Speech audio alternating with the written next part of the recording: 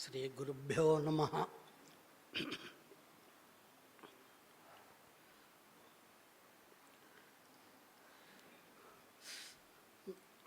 நமஸ்ஸதசே நமஸ்ஸதசஸ்பதயே சர்வேभ्यो மகனீயேभ्यो நமோ நமः.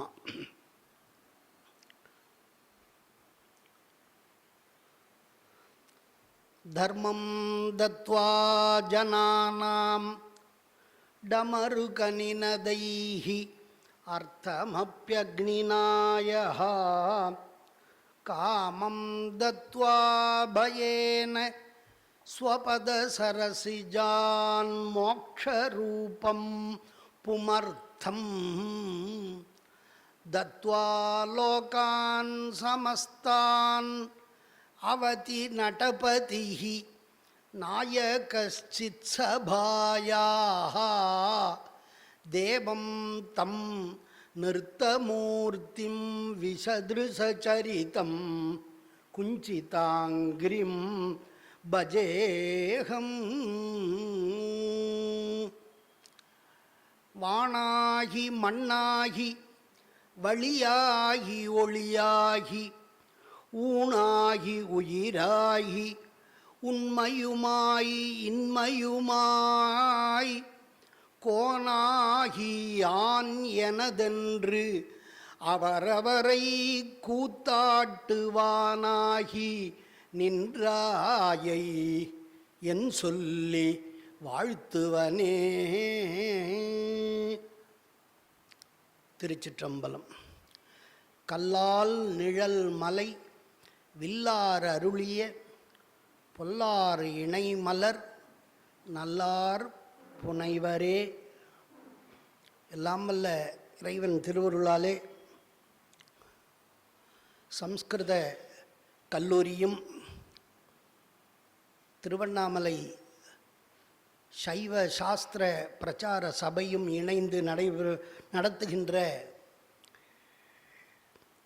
தத்துவ பிரகாச தொடர் வகுப்பிலே 3வது நாளிலே இன்றைய தினம்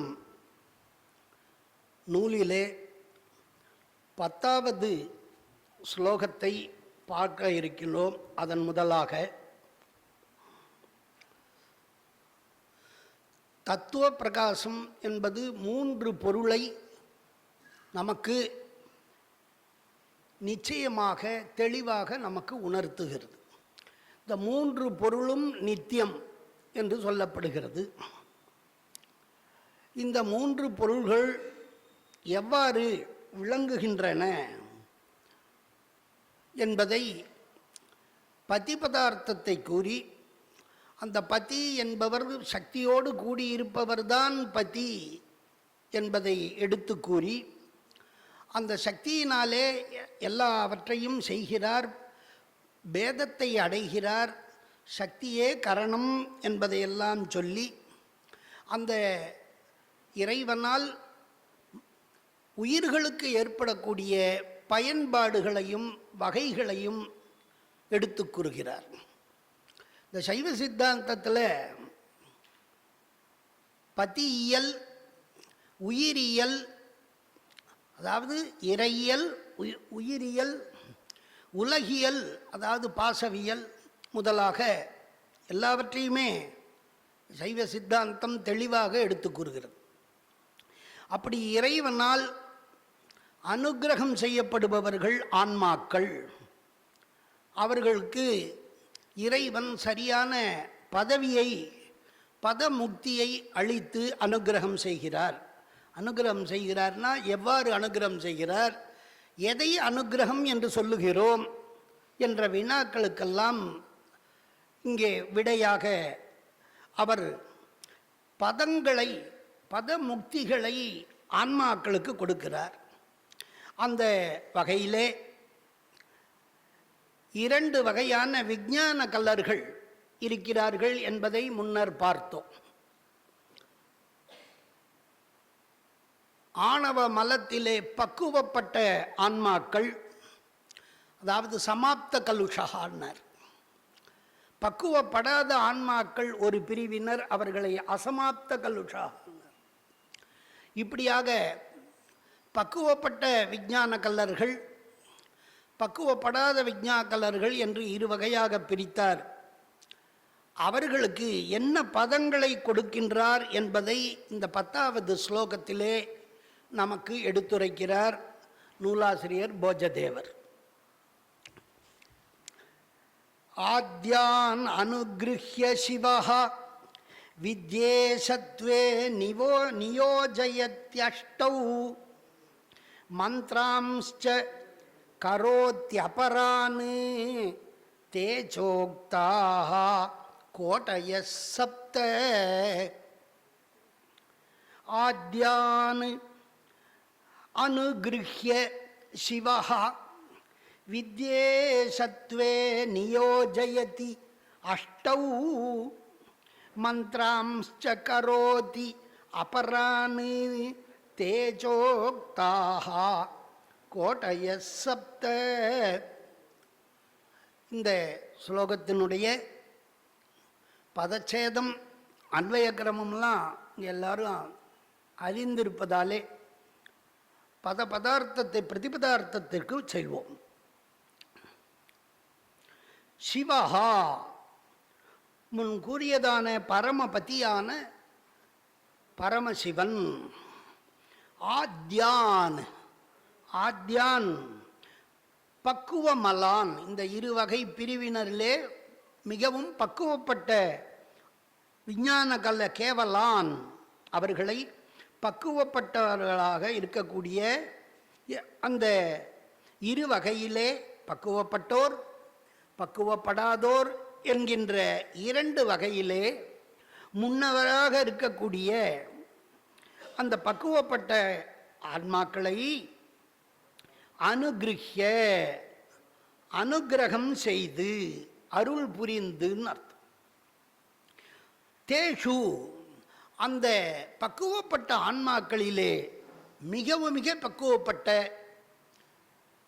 8 ஆத்மாக்களை என்ன செய்கின்றார் என்றால், தேஷு அவர்களுக்குள்ளேயே 8 பேரை 8 ஆத்மாக்களை அஷ்டௌ சங்கியை சொல்லிட்டார். 8 பெயரை எவர்கள் மிகவும் பக்குவமடைந்தவர்களோ அவர்களை 8 எண்மறை மட்டும் வித்யே சத்வே. வித்ய ஈச வித்யாயாக ஈசா வித்யேசா. ஈசன்னாலும் சொல்லலாம், ஈஸ்வரன்னாலும் ஒன்று தான். அஷ்ட வித்யேசர்கள் அஷ்ட வித்யேஸ்வரர்கள் ரெண்டும் ஒன்று தான். சுவாமியை பூஜை பண்ணால் அந்த சுவாமியை சுற்றி 8 பேர் 8 கலசம் வச்சு 8 திக்கிலையும் 8 வித்யேஸ்வரால் தான் பூஜை பண்ணுவோம். அவள்லாம் சாரூபிய நிலையில் இருக்கா, சிவனை போலவே இருப்பாள். இவாளுக்கும் ஜடாமகுடம் கண்ணு 3 கண்ணு மான் மழு எல்லாமே சுவாமியை போல அப்படியே நகல் எடுத்தார் போல ஸ்வரூப. அப்படி இருக்கக்கூடியவர்கள் சாயுஜ்யம் சாயுஜ்யம் அடைஞ்சிட்டா மந்திரேஸ்வரர்கள். சாயுஜ்யம் அடையாமல் தத் ஸ்வரூபத்தில் இருக்கக்கூடியவா விஞ்ஞான கல்லர்கள்னு பேர். அந்த வித்யேஸ்வரர்கள் என்ற நிலையிலே அவர்களை அங்கே அமர்த்துகிறார். வித்யேசர் என்றால் மந்திரேசர் என்ற பொருள். இது ஒரு பதமுக்தி. அந்த பதத்திலே அந்த ஸ்தானத்திலே நியோஜயதி நிதராம் யோஜயதி. பரமேஸ்வரன் 8 பேரை தேர்வு செய்து அவரே நேரடியாக தீட்சை செய்து 8 பேரையும் 8 பதவியிலே வித்யேஸ்வரர் என்ற பதவியிலே நியமிக்கிறார். இதுதான் நமக்கு இந்த ஸ்லோகம் சொல்லுகிறது. அடுத்ததாக அந்த ஏ கோட்டையா சப்த உக்தாக.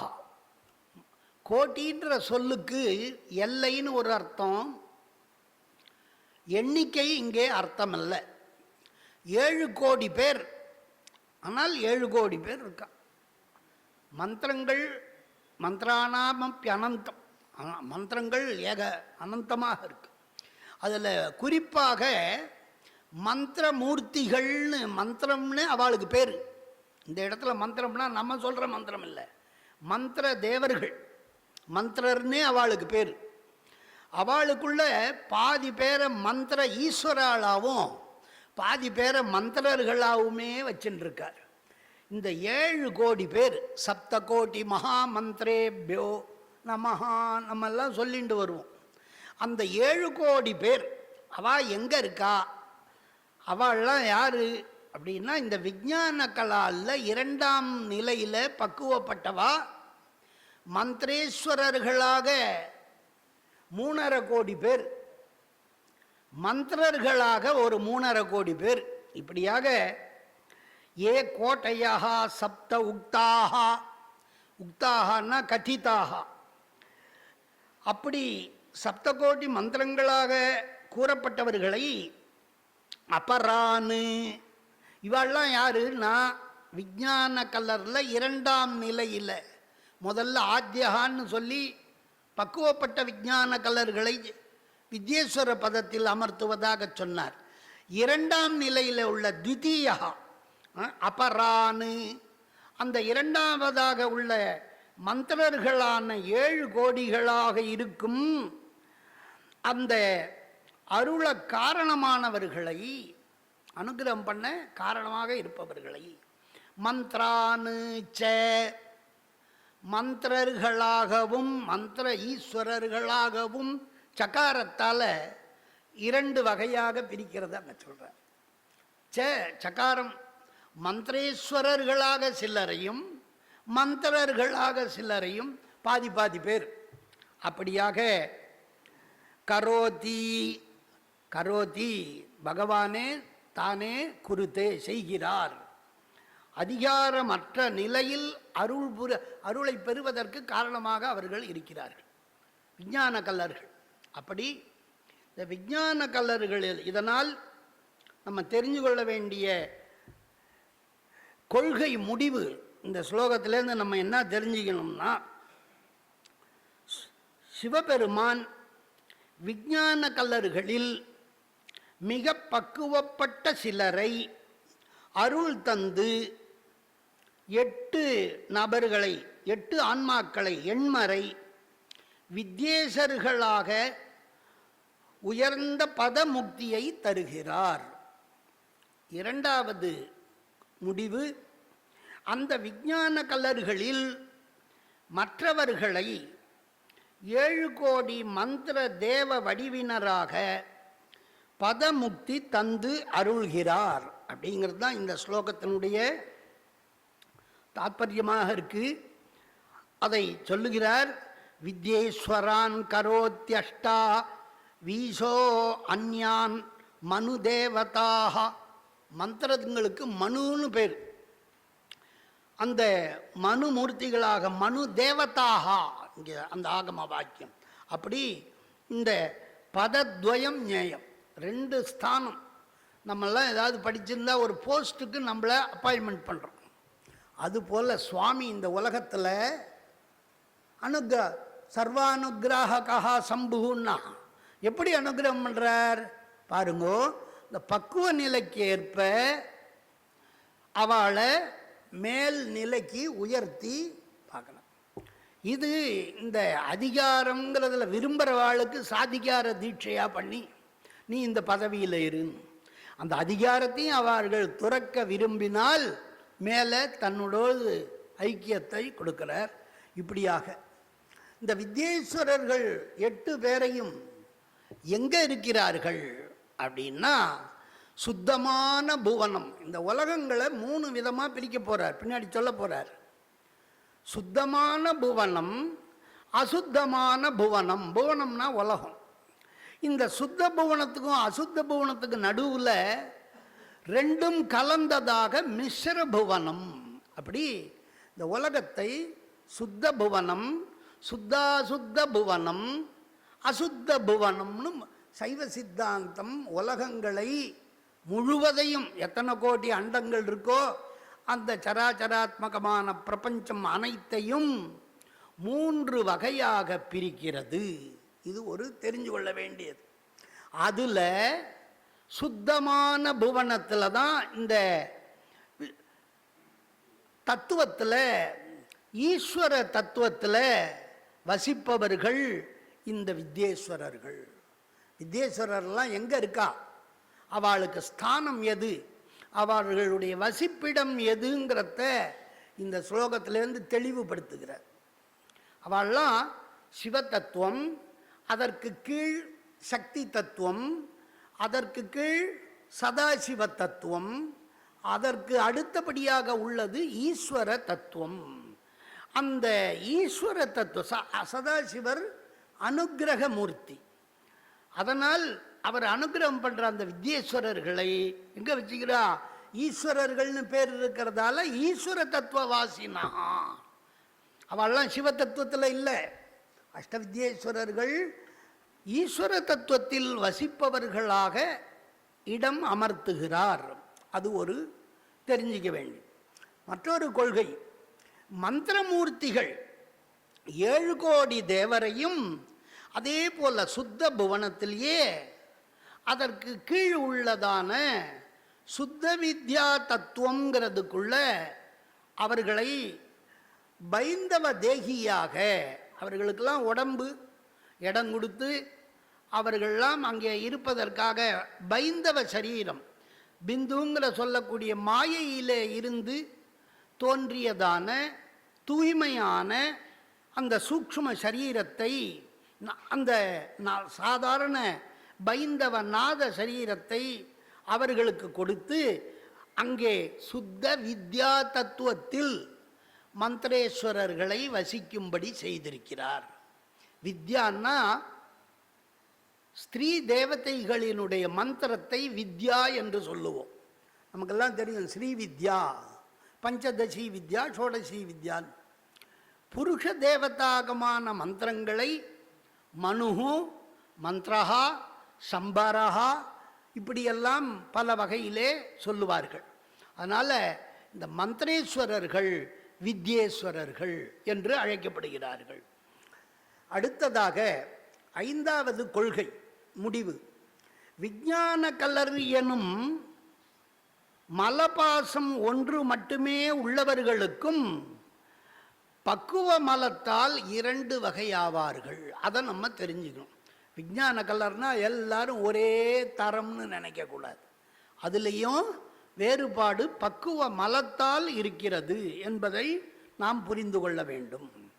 அடுத்ததாக இந்த ஸ்லோகத்தில் இருந்து தெரிந்து கொள்ள வேண்டியது, இந்த மந்திரங்கள் எல்லாம் ஈஸ்வரர்கள், மந்திரங்களின் ஈஸ்வரர்கள்னு ஒரு பிரிவு, மந்திரங்கள்னு ஒரு பிரிவு. அதனால் என்ன பண்ணுகிறார், இந்த 7 கோடி மந்திர தேவர்களும் 3.5 கோடி தேவர்களாக பக்குவத்தால் 2 வகையாக பிரிக்கிறார். சரிபாதியாக பிரிக்கிறார். 7 கோடியை சரிபாதியாக பிரித்தா 3.5 கோடி 3.5 கோடி.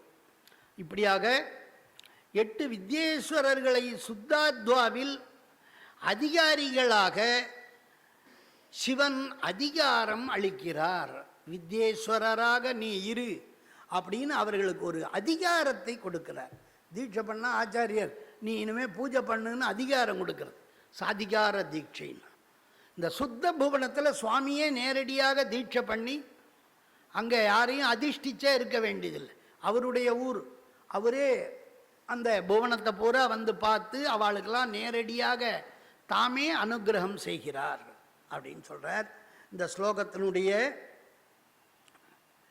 அந்த 7 கோடி பேருன்னா அதுலேயும் மலபரிபாகத்தால் தான் அவரை பிரிக்கிறார். வேணும்னு பிரிக்கல, விருப்பப்படி பிரிக்கல. மிகவும் மலபரிபாகம் பெற்றுள்ளனரோ அவர்களை பதவி அதிகாரத்தையும் அந்த பதவி அதிகாரத்தை விரும்பாமல் எவர் வெறுத்து உள்ளார்களோ அவர்களை மட்டும் மேலான பரபதத்திலும் கூட்டி வைக்கிறார் இறைவன். அந்த அதிகாரமும் எனக்கு வேண்டாம், எனக்கு ஒன்றுமே வேண்டாம், உங்கள் திருவடியே போரும் அப்படின்னு விரும்புகிறவாளை அதுலேயும் புபுக்ஷு முமுக்ஷுவா வரா. அதிகார ஆசை, நம்ம ராஜாவாக இருக்கணும், நிர்வாகம் பண்ணணுன்றது சிலருக்கு இருக்கும், சிலருக்கு நிர்வாகம் பண்ணி அழுத்து போயிடும். அப்படி பக்குவப்பட்டவா, அப்படி பக்குவப்பட்டவர்களை பரபதத்தில் அவர் சுவாமி கூட்டி வைக்கிறாராம். எவர்கள் பக்குவப்படாத அபக்குவமாக இருக்கிறார்களோ அவர்களுக்கு மலபாகம் ஏற்படுற வரையில், அந்த மல சக்தி மறைக்கிற சக்தி போகிற வரையில் விஞ்ஞான கலர்களாகவே, அந்த விஞ்ஞான கலத்தன்மை மட்டுமே உள்ளவர்களாகவே இருக்கிறார்கள். அதில் மேல் பதத்துக்கு போகாதவர்கள் அவராளுக்கெல்லாம் என்னன்னா விஞ்ஞான கலராக இருக்கா, அதோடைய அவள் அந்த தன்மையோடு இருக்கான்னு சொல்லி இந்த ஸ்லோகத்தில் விஞ்ஞான கலர்களுடைய நிலையை சொல்லுகிறார். இதனுடைய கருத்துரை நம்ம பார்க்கிறோம். முன்பு கூறப்பட்ட 2 வகையான விஞ்ஞான கேவலர்களுள் முதல் வகை விஞ்ஞான கேவலர்களுக்கு பரமசிவன் நேராகவே அனுக்கிரகம் செய்து, அதாவது அனுக்கிரகம் என்றால் அவர்களுடைய மலத்தை நீக்கி சிவத்தன்மைகளுடன் பைந்தவ சரீரத்தையும் வழங்குகிறார். அவர்களுக்குள்ளேயும் அதிக பக்குவமுடைய எண்மர்களை வித்யேஸ்வரர் என்ற நிலையில் பதவியில் சுத்த புவனத்தில் பதவியில் உள்ளவர்களாக, சிறிது பக்குவமுள்ள 7 கோடி மகாமந்திரர் என்ற நிலையில் உள்ளவர்களாக சுத்த வித்யா தத்துவத்தில் வசிக்குமாறும் நியமிக்கிறார். இவர்களிலும் சரிபாதியான 3.5 கோடி மந்திர தேவர்களை குரு வாயிலாக அருள் தந்து அதிகாரம் அளித்து பின்பு முக்தி அளிக்கிறார். அதான் இந்த ஸ்லோகத்தினுடைய கருத்துரையாக இருக்கிறது. அடுத்ததாக 11வது ஸ்லோகம். அனேன ஸ்லோகேன பிரளயாகல பசூனாம் முக்தி ஸ்திதிம் தர்சயதி. இந்த ஸ்லோகத்தால் என்னத்தை சொல்ல வருகிறார் நூலாசிரியர் என்றால், 2வது வகை ஆன்மாக்களினுடைய 3 வகையில் இப்போ முதல் நிலை ஆன்மாக்கள், முதல் வகை எப்படி இருப்பான்றதை சொல்லிட்டார். 2வது வகை பசு லட்சணம், த்விதீய பசு லட்சணத்தை இந்த ஸ்லோகத்தில் சொல்ல, அவளுக்கு ஸ்திதி என்ன, ஸ்தானம், அவளுடைய முக்தி நிலை என்னங்கிறத இதில் விவரிக்கிறார். பிரளயா கலேஷு ஏஷாம் பக்வே மலகர்மணி விரஜந்த்யன்யே புர்யஷ்டக தேகயுதாக யோனிஷு நிகிலாசு கர்மவசாத். பிரளயாகலேஷு ஏஷாம் மலகர்மணி பக்வே மோக்ஷம் விரஜந்தி அந்யே து புர்யஷ்டக தேகயுதாக கர்மவசாத் நிகிலாசு யோனிஷு விரஜந்தீதி பத அன்வயக்கிரம். இப்போ பதபதார்த்தத்தை பார்ப்போம். பிரளயாகலேஷு 2வது வகையாக கூறப்பட்ட பிரளயாகலர்களுக்கு நடுவே, அவர்களுக்குள் பிரளயாகலர் ஆன்மாக்கள் எத்தனைன்னு கிடையாது, எவ்வளவோ இருப்பா, 1,00,000 பேர் இருப்பா, கோடி பேர் இருப்பா. அந்த ஆன்மாக்களுக்கு நடுவே பிரளயாகலேஷு ஏஷாம் கேச்சன பிரளயாகலானாம், எவர்களுக்கு மலபந்த பரிபக்குவ விஷயத்தில் உள்ள ஆன்மாக்களுக்கு, அங்கேயும் மல பரிபாகத்தால் பக்குவப்பட்டவர் பக்குவப்படாதவர்னு அந்த 2வது வகை ஆன்மாக்களையும் இறைவன் 2 வகையாக நிர்வகிக்கிறார். அப்படி மல கர்மணி த்விவச்சனம் 2ஆம் வேற்றுமை, மலம் கர்மா ஆகிய 2 பாசங்களை உடையவர்கள் தானே இவர்கள். பிரளயாகலர்களுக்கு மல பாசமும் உண்டு, கர்ம பாசமும் உண்டு என்பதை முன்னாடி இலக்கணத்திலே பார்த்தோம். அப்படி அந்த மல கர்மமாகிய வினைகள் 2மே மட்டுமே அவர்களுக்கு, அதை விலகிட்டா போகிறோம். அது பக்குவப்பட்டு விட்டால் மல கர்மம் 2ம் பக்குவம்னா முதிர்ச்சி பெறுதல்னு அர்த்தம். பக்குவம்னா ஒரு பழம் இருக்குது, அது பக்குவமானா பழுத்ததுன்னு அர்த்தம். காய்க்கு பக்குவம்னு சொல்ல முடியாது, காய் தான், பழம்தான். காய் பழம் ஆகணும்னா பழுக்கணும், அதான் பழுத்தது பக்குவம்னு பேர். பக்குவ கனி, கனிந்த கனின்னு சொல்லுவோம். அதுபோல் பக்குவப்பட்ட ஆன்மாக்கள் என்ன பண்றாளாம்? விரஜந்தி, அந்த பதத்தை அடைகிறார்கள். முக்திக்குரிய பரமேஸ்வரனாலே அந்த பதத்தை அடைகிறார்கள். அந்நே, மற்றவர்கள்லாம் என்ன பண்ண? பக்குவ நிலையை பெறாத மற்ற ஆத்மாக்கள். புரியஷ்டக தேகயுதாக, புரியஷ்டக தேகம்னு ஒன்று. அது என்னன்னா, தேகம் இல்லாமல் எங்கேயாவது ஆத்மா இருக்க முடியுமா? ஆத்மானா உயிர் என்றால் தேகத்தோடு தான் இருக்கும். அதனால தான் இந்த உயிருக்கு தேகின்னு பேர். பகவான் அறம் செய்ன்னு சொல்லி அதோட விட்டுள்ள, அறம் செய்வதற்கு சாதனமான உடம்பையும் கொடுக்கிறார். கடவுள் உயிர்களை படைப்பதில்லை. நம்ம பொதுவாக எல்லாரும் என்ன சொல்லுவா? என்னை இறைவன் படைத்தான், எங்களை உயிர்களை இறைவன் படைத்தான். உயிர்களை இறைவன் சைவ சித்தாந்தப்படி படைப்பதே கிடையாது. இறைவன் எப்படியோ அப்படி உயிர்களும் அனாதியாக இருக்கு. இன்னும் பார்க்க போனால் அந்த இறைவனுக்குள்ள அத்தனை தன்மைகளோடும் இருக்கு இந்த உயிர். ஆனால் அந்த இறைவனுடைய தன்மைகள் எல்லாம் ஆணவ மலத்தாலே மறைக்கப்பட்டு விட்டது.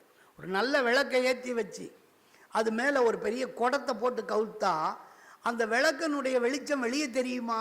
தெரியவே தெரியாது. அதுபோல இந்த ஆணவ மலம் ஆன்மாவுக்கு இயல்பாக இருக்கக்கூடிய சிவத்துவத்தை வெளிப்படுத்த முடியாமல் பண்ணிவிடுது. அதை வெளிப்படுத்தும்படி சிவத்துவ அபிவியக்தீகரணம் தான் தீட்சைங்கிற கர்மா. தீட்சையில் சிவத்துவம் சித்திக்கப்படுகிறது. அப்போ தீட்சை பண்ணிட்டா மலம் போன பிறகு தனியாக வந்து இந்த சிவத்தன்மை உட்காருவது இல்லை, அங்கே ஏற்கனவே இருக்கு. அதான் சத்காரியவாதம்னு பேர். இருக்கிறது வெளிப்படுது, புதிதாக உண்டாகப்படுவதில்லை. அப்படியாக இந்த ஆன்மாக்கள் எல்லாம் வினை பயன்களை அனுபவிக்கணும். நேற்று பார்த்தோம், வினை என்றால் அதை 3 வகையில் தான் அதை அனுபவித்து தான் அழிக்க முடியும். நாபுக்தம் க்ஷீயத்தே கர்ம கல்பகோட்டி சதைரப்பின்னு அனுபவிக்காமல் அந்த கர்மாக்களை அழிக்க முடியாதுங்கிறதுனால அனுபவிக்கணும். எப்படி அனுபவிக்கும்? உயிர்களுக்கு உடம்புன்னு ஒன்று கொடுத்தா தான் அனுபவிக்க முடியும். அதனால் இங்கே சரீரம் ஆத்தியம் கலு தர்ம சாதனம்னா காளிதாஸ் முதல்ல நமக்கு தனு கரண புவன போகங்களை எல்லாம் இறைவன் படைத்து கொடுக்கிறார். உயிர்கள் மேல் உள்ள அன்பால் என்ன பண்ணுறார்? முதல்ல உடம்பை கொடுக்கிறார்.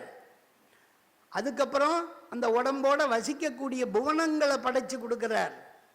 அதற்கு பிறகு அந்த உடம்பில் அவன் சுகதுக்கங்களை போக்கியத்தை அனுபவிக்கிறதுக்காக 36 தத்துவ கருவிகள், அகக்கருவி, அதற்கு துணையாக ஒரு 60 கருவி, 96 கருவியை கொடுக்குறார். இதால் நீ சௌக்கியமாக இருந்துக்கோ இந்த உடம்புல. எவ்வளோ கருணை பாருங்க. அதனால் போக்கியம், சுகதுக்கா வேதனாத்மகமான போகத்தை இவன் அனுபவிக்கிறான். அதனால தான் இந்த உடலிலே அனுபவிப்பதற்கு இந்த உடலை பொறுத்த வரைக்கும் ஆத்மா கர்த்தா, அவன்தான் போக்தா. போகத்தை அனுபவிப்பதாலே போக்தா. போக்திருத்துவம் புருஷ தத்துவத்தால் சித்திக்கிறது. இதையெல்லாம் பின்னாடி சொல்ல போறார்.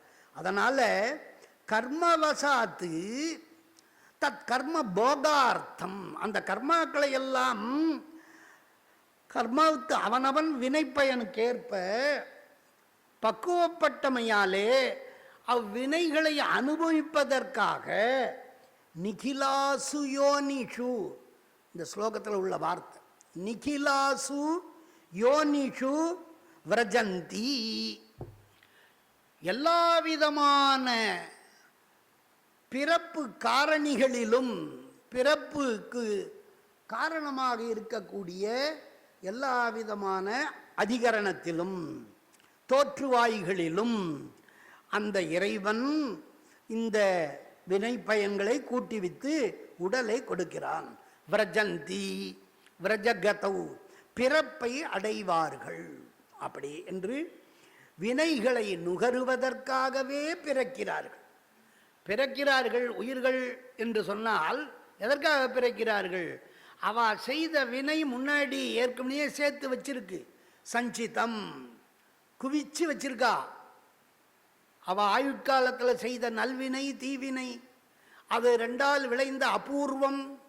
அதுக்கு முன்னாடி இல்லை, அவள் செய்கிறதுக்கு முன்னாடி இல்லாதால அதுக்கு அபூர்வம்னு பேர். செஞ்ச பிறகு உண்டானத்தால் அதுக்கு பலம்னு பேர். புண்ணியம் பாபம்ன்ற பலஸ்வரூபம். தர்மம் செய்தால் புண்ணியம், அதர்மம் செய்தால் பாவம். விதையை போட்டுட்டா அது தானாக முளைக்கும், போட்டத்தால் முளைக்கிறது. அதனால் எந்த ஒரு வினைக்கும் எதிர்வினை உண்டு. அந்த எதிர்வினையை வேண்டான்னு நம்மால் தடுக்கவும் முடியாது, மாற்றவும் முடியாது, மறுக்கவும் முடியாது. அதான் நம்ம புரிஞ்சிக்க வேண்டியது சித்தாந்தத்தில். ஆகையினால இந்த பிரளயாக்களால் இவ சகலர்லேருந்து பிரளயாக்களால் போயிருக்கா. அவள் பிரளயாக்கலர்களில் பண்ண கர்ம பயன்லாம் இருக்கு இல்லையா, அதை அனுபவிக்கிறதுக்காக அவளுக்கும் உடம்பு தேவை. தேகம் இல்லாமல் ஆன்மா எதையும் செய்ய முடியாது. அப்போ அவளுக்கு அந்த உடம்பு எப்படி இருக்குது, நம்ம போல உடம்பா இல்லை ஏதாவது வித்தியாசம் இருக்கான்னா வித்தியாசம் இருக்குது. அதை தான் இங்கே சொன்னார். புரியஷ்டக தேகயுதா. அது என்ன புரியஷ்டக தேகம்? புரி என்றால் உடலுக்கு பேர். புரின்னா நம்ம வசிக்கிறதுக்கு ஒரு புறம்னா பட்டணம், ஒரு ஊரில் வசிக்கிறோம், அந்த ஊர்க்காரன்னு நம்ம சொல்கிறோம். அதுபோல் இந்த உடம்புக்கு தான் பேர். இந்த உடம்புக்கு புரின்னு பேர். அந்த புரியில் சேத்தே, புரி புரியாம் சேத்தே இது புருஷா. புருஷன்ற சொல்லுக்கு என்ன அர்த்தம்? இந்த உடல் என்கிற புறத்திலே வசிப்பவன் என்பதால் அவனுக்கு புருஷன்னு பேர். இந்த புருஷன்ல ஆண் பெண்ணெல்லாம் கிடையாது. பெண் உடம்புல இருக்கிற ஆன்மாவுக்கும் புருஷன்னு தான் பேர். ஏன்னா சுகம் துக்கம் வேதனை எல்லாரும் தான் அனுபவிக்கிறா. பெண்களாகட்டும் ஆண்களாகட்டும் எல்லாருக்கும் சுகம் துக்கம் வேதனைங்கிறது முப்பாலும் உண்டு. அதனால் தேகத்துக்கு தேகம்னு ஒன்று எடுத்தாச்சுன்னா இது எல்லாம் இருக்கும். அதனால புரியஷ்டக தேகம்னார். இந்த புரியஷ்டக தேகம்னா என்னான்னார், 8 விதமான தத்துவங்கள்னு சொல்றது.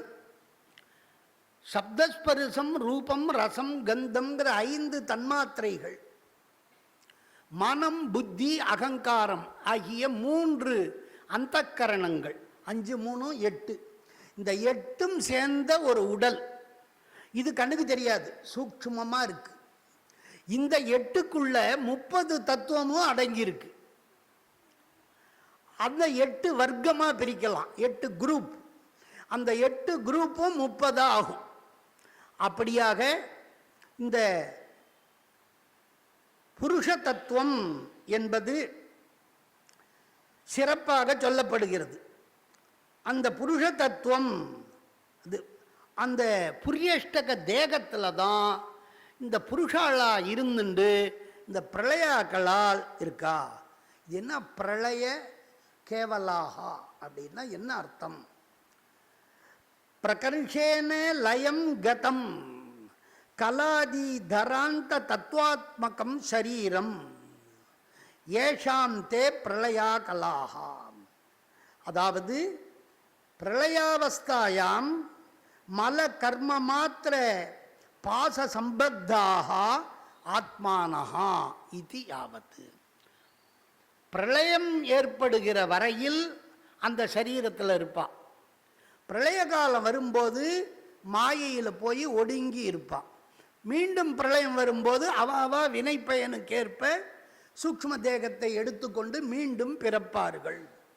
அப்படி பிரளய காலம் வரையில் இந்த புரியஷ்டக தேகத்திலே இருப்பவர்கள் என்பதாலே இவர்களுக்கு பிரளய கேவலாக, பிரளயம் வரையில் இருக்கக்கூடியவர்கள்னு அர்த்தம். ஒரு ஆயுசு, எல்லாத்துக்கும் ஒரு ஆயுசு சொல்கிறோமோ, சதாயுர்வை புருஷாலாம். அதுபோல் இவாளுக்கு பிரளயாந்தமான ஒரு வாழ்க்கை காலம் இருக்கிறதால அவளுக்கு பிரளயா கல்லர்னு பேர் அப்படின்னு சொன்னார். இந்த யோனிஷு நிகிலாட்சு யோனிஷுன்னா என்ன அர்த்தம்? யோனின்னா காரணம் பிரமாணம் என்று அர்த்தம். மூல காரணம், தோற்றுவாய். இந்த உலகத்தில் இந்த உடம்பு எத்தனை விதம்ங்கிறது சைவ சித்தாந்தத்தில் சொல்லியிருக்கார்.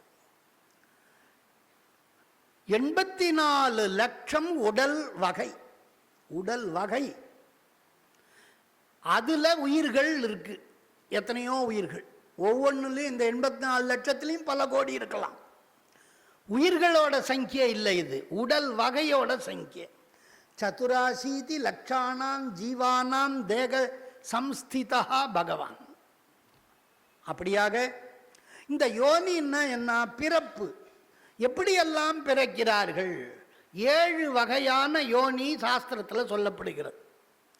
7 வகை. விதையால் தோன்றுவது, வேர்வையால் தோன்றுவது, முட்டையால் தோன்றுவது, வியர்வையால் தோன்றுவது, இப்படி 7 வகையாம். அதை பிரித்தா ஸ்தாவரம் ஜங்கமம்னு 2, அசையும் பொருள் அசையா பொருள். தாவரங்கள், அதற்கு மேல் இந்த ஜங்கமம் அசையக்கூடியதில் பசு, பக்ஷி, மிருகம், சரீசிருப்பங்கிற பாம்பு, இவையெல்லாம் அதில் சேர்ந்துருக்கு. 5 வகை. இவைகளுக்கு திரியக் ஜாத்தின்னு பேர். குறுக்கு நெடுக்காக நடக்கக்கூடியவர்கள். மனுஷன்தான் நேராக நடக்கக்கூடியது, மற்றது குறுக்காக. திரியக் பிராணி நேராக போகக்கூடியவர் மனுஷ வர்க்கம். மனுஷனில் 1 5, மனுஷன் 1 6 மனுஷ யோனி. அடுத்தது தேவ யோனி, அது 7வது. இதுதான் சப்த யோனி, வேதம் சொல்கிறதும் அதான். அந்த 7வது யோனி தேவயோனி. தேவயோனி பைசாச்ச, யக்ஷ, கந்தர்வ, கிண்ணறன்னு அது 8 விதம் இருக்குது. சாதாரண தேவர்கள் கணம். பிரம்மா வரைக்கும் 8 டைப். ஆக இந்த 8 7 14 விதம் சதுர்தச யோனி. 8 5 14 விதமாக அந்த யோனிகளை சாஸ்திரங்கள் சொல்லுது. இது பஞ்ச தத்துவம் சப்த யோனி சர்வ தத்துவேஷு சம்ஸ்திதம் என்பதாக இந்த எல்லா இடத்துலையும் இவாள்லாம் இருப்பா. இது இல்லாமல் இருக்காது. பலவாக பிறக்கான். புல்லாய் பூடாகி புழுவாய் மரமாகி பல்விருகமாகி பறவையாய் பாம்பாயின்னு மாணிக்க வாசகர் இதையெல்லாம் சொல்கிறார். இதெல்லாம் சைவ சித்தாந்த ரகசியத்தில் ரொம்ப விரிவாக நிறையா புஸ்தகத்தில் இருக்குது. இவர் ரொம்ப சுருக்கமாக நிகிலாசு யோனிஷுன்ட்டார். எல்லா விதமான யோனின்னா நம்ம என்னன்றதை தெரிஞ்சுட்டு தான் ஆகணும், மேலே போகணும். அப்படியாக இவர்கள்லாம் இந்த ஸ்தூல சரீரத்தில் இருக்கக்கூடிய இந்த 8ம் புரியஷ்டகத்தில் சூக்ஷ்ம சரீரமாக இருக்கு. அதனால் அந்த கரண தி கர்ம கரணானின்றதை தெரிஞ்சுக்கணும்.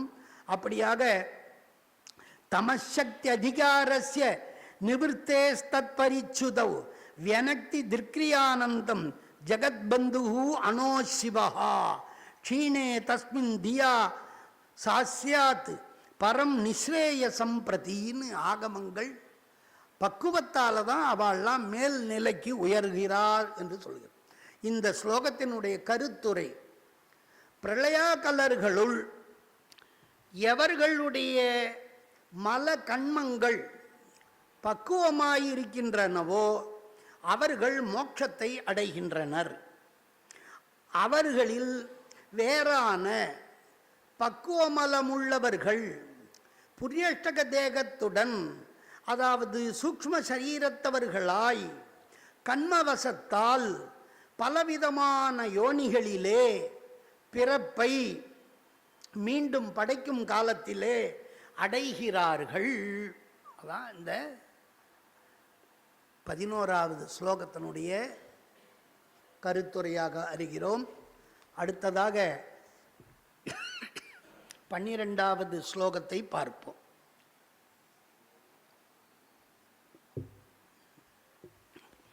இந்த ஸ்லோகத்தினாலே புரியஷ்டகம்னா என்னங்கிறத இங்கே சிறப்பாக விளக்கமாக சொல்லிவிடுகிறார். ஸ்யாத் புரியஷ்டகம் அந்த கரணம் தி கர்ம கரணாணி காஞ்சித் அனுகிருஹ்ய விதரதி புவனபதித்வம் மகேஸ்வரஸ்தேஷாம். ஸ்யாத் புரியஷ்டகம் அந்த கரணம் தி கர்ம கரணாணி காஞ்சித் அனுகிருஹ்ய விதரதி புவனபதித்வம் மகேஸ்வரஸ்தேஷாம். இதனுடைய பதபதார்த்தம் புரியஷ்டகம் பிருத்திவியாதி கலாந்தமாகிய 30 தத்துவங்களை உள்ளடக்கியதான 8 தத்துவங்களாலான சூக்ஷ்ம உடல். நான் முதல் ஸ்லோகத்திலேயே சொல்லிட்டேன். அவர் இதில் தான் 2வது ஸ்லோகத்தில் தான் விளக்குறார். அது எது, அதற்குள்ள அந்த புரியஷ்டக தேகத்துக்குள்ள என்னென்ன இருக்குங்கிறத இப்போ இந்த ஸ்லோகத்தில் நாம் தெளிவு பெற இருக்கும். தி கர்ம கரணானி. தீகரணம்னா புத்தீந்திரியம்னு அர்த்தம். தீஹின்னா சம்ஸ்கிருதத்தில் புத்தி. புத்தின்னா அதுதானே ஞானத்தை கொடுக்குது. அறிவு புலன்கள், ஞானேந்திரியங்களுக்கு தமிழில் அறிவு புலன்கள். நமக்கு விஷய அறிவை கொடுக்கக்கூடிய கருவிகள். கண்ணு, காது, மூக்கு, நாக்கு, வாய், தோல், இவையெல்லாம் அறிவு புலன்கள். ஸ்ரோத்ரத்வ சக்ஷுர் ஜிஹ்வா கிராணாக்கியானி பஞ்ச ஞானேந்திரியாணி. இந்த 5 ஞானேந்திரியங்கள்னு பேர். தீகரணம். அடுத்தது கர்ம கரணானி. கர்மன்னா செயல், செயற்புலன்கள், செயலுக்கு உதவக்கூடியது. என்ன, நம்ம ஒன்று செய்யணும்னு நினச்சா இந்த சரீரத்தில் அதுதான், அதை வச்சு தான் செய்ய முடியும். அதான் காரணமாக இருக்கும். என்னென்ன, வாக்கு, வாயால் சொல்லி எதையும் செய்யலாம். வாக்கு, பாணி கை, பாத பாதம் கால், பாயு ஆசனம், உபஸ்தம் குறி. அப்படியாக கருவாய் முதலிய இந்த கர்மேந்திரியங்கள், வாக்பாணி பாத பாயூபஸ்தாக்கியானி கர்மேந்திரியாணி பஞ்ச, இவை 5க்கும் கர்மேந்திரியங்கள்னு பேர். ஆக 5 5 10 இருக்கு. அந்த கரணம் எத்தனை? 3. மனம், புத்தி, அகங்காரம் 3. இப்படி 13 ஆச்சு. சியாத் புரியஷ்டகமிதி அபிஹிதம் சியாத். 30 தத்துவாத்மக சூக்ஷ்ம தேகம்ன்றதை தெரிஞ்சுக்கணும். சப்த ஸ்பர்ச ரூபரசம் கந்தம் விஷயங்கள். அது என்ன? 5 தன்மாத்திரைகள்னு பேர். தன்மாத்திரை சப்தத்துக்கு தத்துன்னா அது தர்மம்னு அர்த்தம், பண்புன்னு அர்த்தம். மாத்திரம்னா கேவலம்னு அர்த்தம். பண்பு மட்டுமாய் இருப்பவை என்ன என்ன? ஓசை, சப்தம், ஸ்பர்சம் தொடு உணர்ச்சி, ரூபம் உருவம், ரசம் நாக்குல சுவை, கந்தம் மூக்குக்கான மனம். சப்த ஸ்பர்ச ரூப ரச கந்த 5 தன்மாத்திரைகள். அதே போல இந்த பஞ்சபூதங்கள், இவை ஒரு கூட்டம். இப்படியாக சியாத் தேஷாம் மத்தியே, அந்த புரியஷ்டக சரீரத்தினுடைய சரீரத்தை பெற்ற அந்த பிரளயாக்கலர்களுக்கு நடுவிலே காஞ்சித்து பக்குவப்பட்டவர்களை அனுகிரகம் செய்து அனந்தேஸ்வரால் ஏவப்பட்டவர்களாக, அனந்தேஸ்வரர் இவருக்கு மேலே யார் இருக்கான்னா அனந்தேஸ்வரர். ஒவ்வொரு புவனம் 3 வகையாக உலகத்தை பிரித்தோன்னு சொன்னோம் இல்லையா? இந்த 3த்தையும் ஆளுமை உடையவர்கள் சிலர். சுத்த புவனத்தை சதாசிவர் தானே நிர்வாகம் பண்ணுறார். அடுத்தது சுத்த புவனத்தில் சதாசிவர் மேல் நிலையில் நிர்வாகம் பண்ணிட்டு இருக்கார். அடுத்தது மிஸ்ர புவனத்திலெல்லாம் அனந்தேசர் மூலமாக நிர்வாகம் பண்ணுறார். ஒரு அரசன் சிற்றரசன் வாயிலாக ஆட்சி பண்ணுவதை போல ஆகிய அனந்தேசர் வாயிலாக.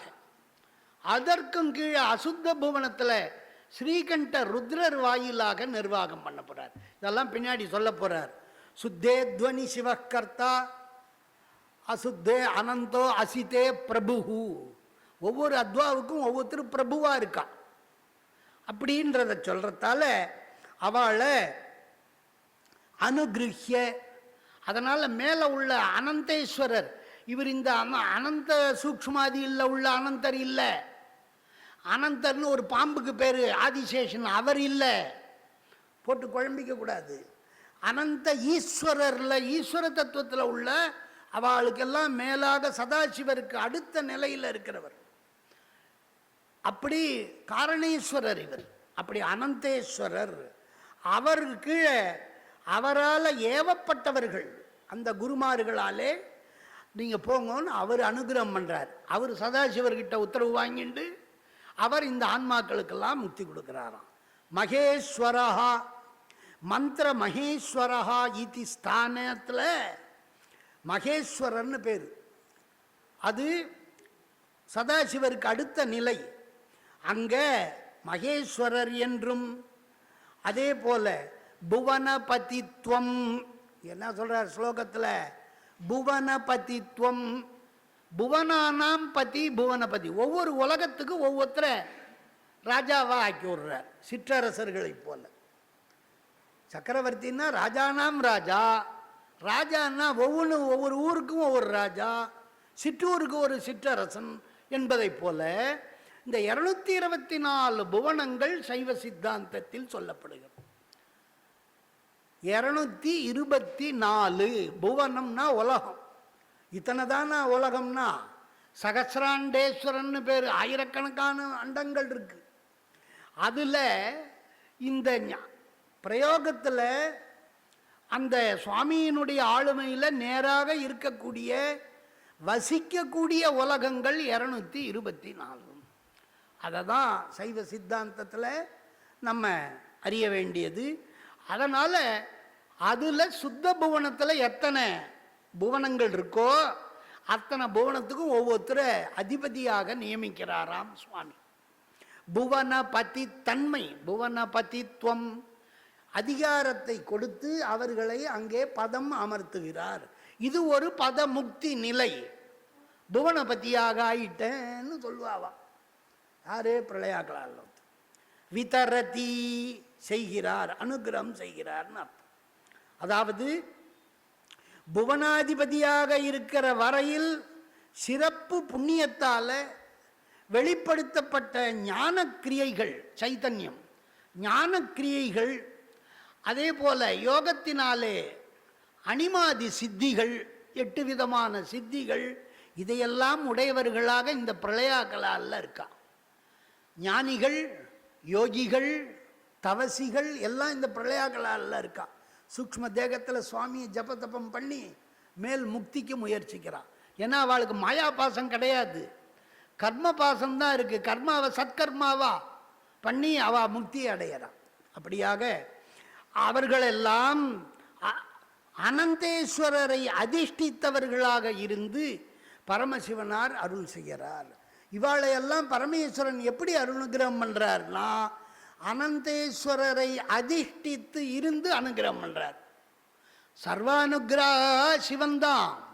யார் துவாரான்னா அனந்தேஸ்வரர் வாயிலாக அனுகிரகம் பண்றார். இது என்ன அப்படின்னு கேட்டா, அதிஷ்டித்தல்னா நிலைக்களமாக கொண்டு.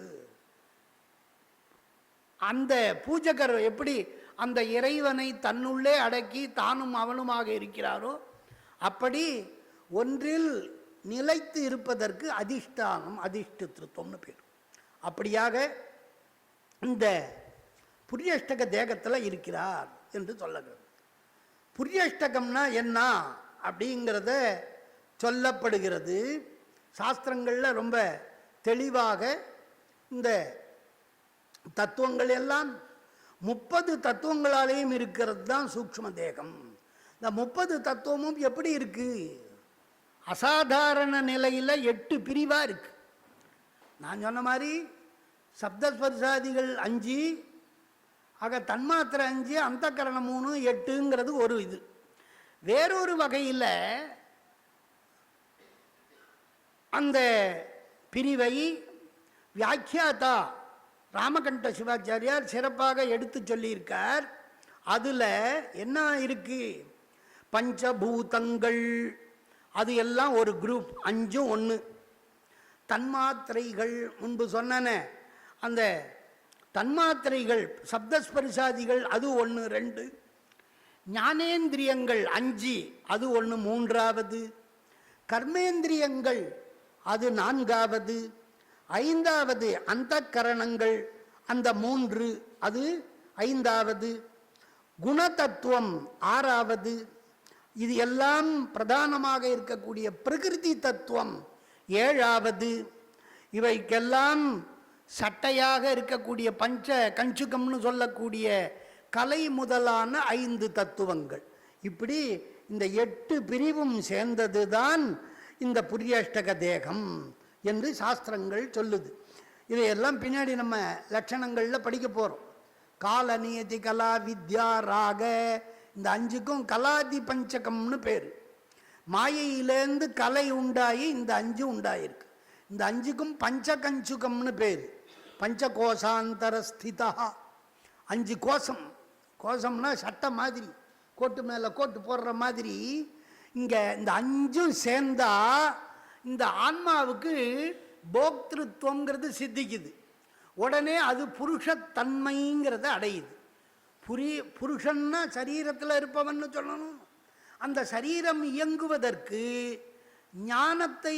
ஞானத்தாலே அதை அனுபவிப்பதற்கு ஒரு அறிவு வேணுமே. நம்மகிட்டயே இருக்கிறத எடுக்கிறதுக்கு தெரியணுமே. அப்போ வித்யா புத்தி இதெல்லாம் தேவை. கலா இல்லைன்னா முடியாது. இந்த 5 தத்துவங்களும் அதை போக்கிய திரவியத்துக்கு போக்கியத்துக்கு தன்மையை ஏற்படுத்துறதுக்கு அறிவாக இருக்கு. அதனால் இந்த 5 தத்துவத்துக்கும் வித்யா தத்துவம்னு பேர். பின்னாடி அதை பற்றி பார்க்க போகிறோம். இந்த 5 தத்துவமும் சேர்ந்தாதான் அவனுக்கு போக்திருத்துவம் சித்திக்குது. அந்த உடல்ல அவன் கர்த்தாவாக போக்தாவாக நான் அனுபவிக்கிறேன்னு சொல்றான். அகம் பஷ்யாமி. அந்த அந்த தத்துவத்துக்கு வர்றதுக்காக அதுக்கு புருஷத்துவம், அத ஒரு தத்துவம். புருஷன்னு ஒரு தத்துவம். இந்த கலைகள்லாம் போயிட்டு அந்த புருஷ தத்துவம் போயிடும். வெறும் ஆத்மாவா இருப்பான். ஆத்மாவுக்கு புருஷ தத்துவ தன்மை. ஆத்மாங்கிறது பசுன்னு சொல்லிட்டு இப்போ தத்துவத்தில் ஒன்று வருதுன்னா பின்னாடி விளக்கம் சொல்ல போகிறார். இப்படியாக இந்த புரியஷ்டகம் என்பதை இந்த தத்துவங்களே 30 தத்துவங்கிறத சொன்னார். அதே வசுதாத்ய தத்துவகணா பிரதிபும் நியத கலாந்தோயம் பர்யடதி கர்ம வசதா புவனஜ தேகேஷ்வயம் சர்வேஷு. அப்படின்று இந்த புரியஷ்டக தேகத்தில் காலோத்தராகமம் 8 சொல்லுது சரியா. சப்தஸ்பர்ஷ ரூபம் ச ரசோ கந்தஸ்ச பஞ்சமா புத்திர் மனஸ்துவகங்காரா புரியஷ்டக முதாகிருதம். உங்கள் புஸ்தகத்திலே அந்த ஸ்லோகங்களை பார்த்தீங்கன்னா தெரியும். காலோத்தராகம வச்சனப்படி இந்த 8. ஆகையினால இதிலிருந்து நாம் தெரிந்து கொள்ள வேண்டியது, ஜீவனுக்கு போக சாதனமாக கர்ம சாதனமாக இருப்பது, ஜீவோபாதியாக ஜீவனுக்கு உபாதியாக இருப்பது உடல்தான். உடலே ஆகும். உடம்பு இல்லாமல் ஒன்றும் முடியாது. அந்த உடல் இன்றி ஆன்மா இருப்பதே இல்லை. சைவ சித்தாந்தத்தில் எங்கே இருந்தாலும் ஒரு உடம்பு இருக்கணும். அப்போ புரியஷ்ட தேகத்திலேருந்து முக்தி பெற்றால் காரண தேகம். நம்ம இப்போ ஸ்தூல தேகம், அதுக்குள்ள சூக்ஷ்ம தேகம், அதுக்குள்ள காரண தேகம். அதனால் அந்த தேகத்தில் ஆன்மா இருக்கு. அதனால் கமாகமஸ்தம் போக்குவரத்தை உடையது இந்த ஆன்மா. எனவே இந்த உடம்போடு இருப்பதால் தான் இந்த ஆன்மாவுக்கு மற்றொரு பெயர் தேஹி. தேகத்தை உடையவன் தேஹி அப்படின்னு. ஆகையினால இந்த தேகமானது இவ்வாறு 3 வகையாக இருக்கிறதுங்கிறத பார்த்தோம். அடுத்தபடியாக 13வது ஸ்லோகம்.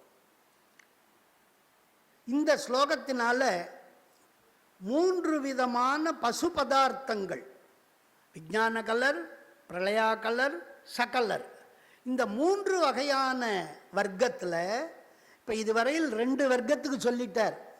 3வது வர்க்கமான உயிரினங்கள் யாரு? சகலாத்மாக்கள். அந்த சகலாத்மாக்களை பற்றி இந்த ஸ்லோகத்தினால சொல்றார். சேஷா பவந்தி சகலாஹா கலாதி யோகாத் அகர்முகே காலே சதம் அஷ்டாதசதேஷாம் குருதே ஸ்வயமேவ மந்த்ரேசானு. சேஷாக பவந்தி சகலாக கலாதி யோகாத் அகர்முகே காலே சதமஷ்டாதச தேஷாம் குருதே ஸ்வயமேவ மந்திரேசானு. என்ன பதார்த்தம் பார்க்கலாம். சேஷா, இப்போ இந்த சகலர்களையும் பக்குவத்தால் பிரிக்கிறோம். சகலாத்மாக்களும் பக்குவ மலமுடையவர்கள், அபக்குவ மலமுடையவர்கள். அதில் மிகவும் பக்குவப்படாத உலக வாழ்வுடன் கூடியவர்களாய் சேஷகா மீதமுள்ளோர், இந்த ரெண்டு வர்க்கத்தை காட்டிலும் மீதமுள்ளவர்கள் பக்குவப்பட்ட மலத்தோரிலும், பக்குவப்பட்ட மலத்தை காட்டிலும் அபக்குவ குறைவாலே மாயையில் இருப்பவர்கள். இவெல்லாம் என்ன பண்றா? மாயையில் இருப்பா அப்படின்னு சொல்றாங்க. அகர்முகே, அகஸ்னா பகல், பகலுக்கு முகம்னா என்ன? அதிகாலை. அகர்முகம்னா சிருஷ்டி காலம்னு அர்த்தம். இந்த இடத்துல அகர்முகே இத்தி பதஸ்ய சிருஷ்டிகாலே இத்தியர்த்தா. படைக்கும் காலத்தில் சர்க்கே சிருஷ்டியாதௌ சர்க்காரம்பே, அப்படி படைத்தலின் துவக்க காலத்திலே, காலே அகர்முகே காலே, அந்த படைப்பு காலத்தின் துவக்கத்தில் ஆரம்பத்திலேயே கலாதி யோகாத்து, இவெல்லாம் என்ன பண்றா? கலை முதலான தத்துவங்களினுடைய யோகாத்து, யோகம்னா சேர்க்கைன்னு அர்த்தம். அந்த கலை என்ன? மாயையிலேருந்து தோன்றுது. மாயாதோனந்த யோகாத் பிரசரிதி ச கலா. அப்படி மாயையிலேருந்து அனந்தேஸ்வரர் கலக்கத்தால் முதல் தத்துவ உற்பத்திக்கு பின்னாடி வரப்போறார். இப்போதானே பாசத்தை பற்றி, பசுவை பற்றி சொல்லின்னு இருக்கார். இந்த பசுக்களுக்கு உபயோகப்படுத்திக்கிறதுக்கு பாசத்தை பற்றி தத்துவங்களை சொல்லப்போம். இப்போ முன்னாடியே அந்த வார்த்தை வர்றதால நான் சொல்ல வேண்டியதாக இருக்கு. அப்படியாக கலாதி யோகாத்து, கலை முதலான தத்துவங்கள். மாயையிலேருந்து கலை உண்டாச்சு. கலையிலேருந்து பிருத்திவி தத்துவம் வரைக்கும் 24 தத்துவங்கள். அது என்ன? 24 தத்துவம். அந்த 24 தத்துவத்தையும் இங்கே கலாதி யோகாத்து, அதோட இந்த ஆன்மாக்கள்லாம் சேர்ந்து இருக்கிறதால இவர்களுக்கு ச கலஹா சகலஹான்னு பேர். சகலஹா இத்தி பதஸ்ய கலாட்யாஹா இத்தியர்த்தா. கலாதி யோகாத் சகலாஹா பவந்தி. கேன காரணேன ஏதே ஆத்மானஹ சகலாஹா இத்யுக்தாஹ இதீரிதே. எதனால் இவெல்லாம் சகலர் என்று அழைக்கப்படுகிறார்கள்? அப்படி கேட்டா, மாயையினுடைய காரியமான கலையோடு கூடியிருப்பதால் இவர்களெல்லாம் சகலர்கள், கலைஞர்கள்னு அர்த்தம். எல்லாருமே கலாட்யாக, கலையோடு கூடியவர்கள். கலை இருந்தால் தான் ஞானம் வரப்போகுது. அதனால் இந்த ஆத்மா கொஞ்சம் அறிவாளியாக இருக்கான்னா எதனாலன்னா இந்த கலையால். கலா வித்யா, கலையின அனுகிரகத்தால். கலையினுடைய காரியம் வித்யா, வித்யா புத்தி இதெல்லாம் தான் சேர்ந்து நமக்கு அறிவை கொடுக்கும். சகலாகா பவந்தி. எதனால் உயிர்கள் சகலர் என்று அழைக்கப்படுகின்றனர்? என்ன காரணம், என்ன பிரிவு, அதை பற்றி சொன்னார். அடுத்தது தேஷாம் மத்தியே, அவர்களுக்குள்ளே அதிகாரத்திற்கு ஏற்றவாறு. இந்த கலாதியோடு கூடியிருந்தாலும் சில பேருக்கு பக்குவம், எல்லாரும் ஒன்றா தான் இருப்பான். ஆனால் அதுக்குள்ளே ஒரு 10 பேர் படிக்கிறான்னா 10 பேரில் 4 பேர் ரொம்ப அதிசிஷ்டனாக இருப்பான், ஒருத்தவன் அதி சௌக்கிய சாந்தனாக இருப்பான், ஒருத்தவன் அதி துஷ்டனாக இருப்பான், பலவிதமாக இருப்பானே. அதனால் இவாளுக்குள்ள பக்குவப்பட்டவாளை பிரிக்கிறார்.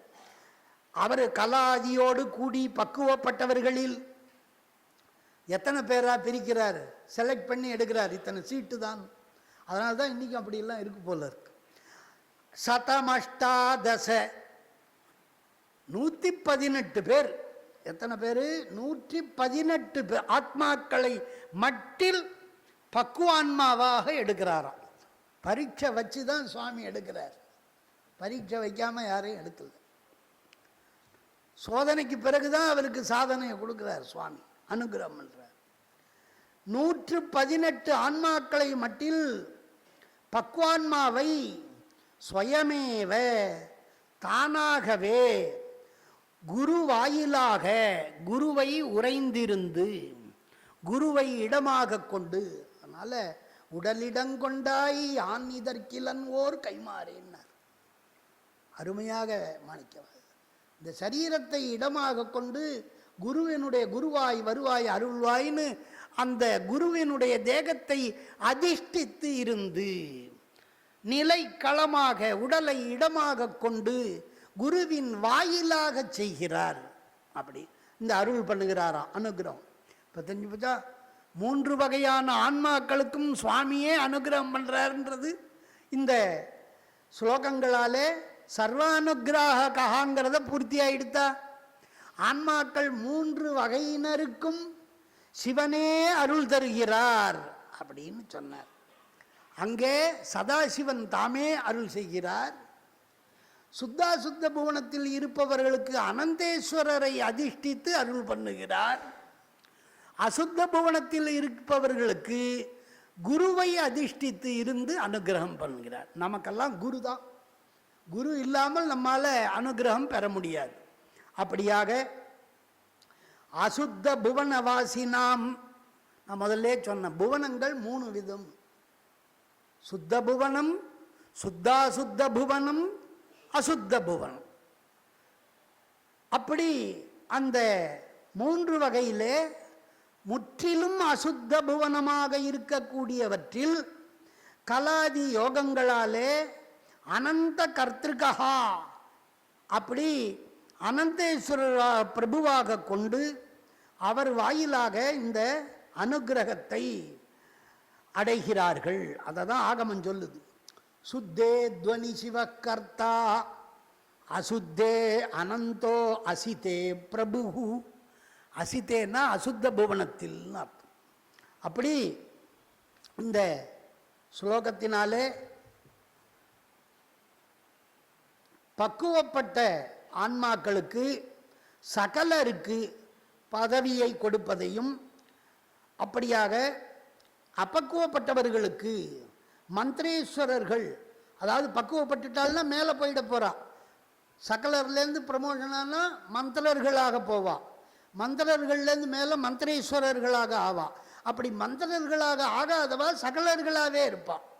இப்படியாக அந்த மந்திரேஸ்வரர்களாக மந்திரேசானு குருதே தேஷாம் மத்தியே 118 ஸ்வயமேவ தானே மந்திரேசான் குருதே, மந்திரேஸ்வரர்களாக பதவி மந்திர ஈஸ்வர பதவியாளர்களாக அவர்களை ஆக்கிவிடுகிறார், அனுகிரகம் செய்து விடுகிறார் என்று இந்த ஸ்லோகத்திலே நாம் அறிகிறோம்.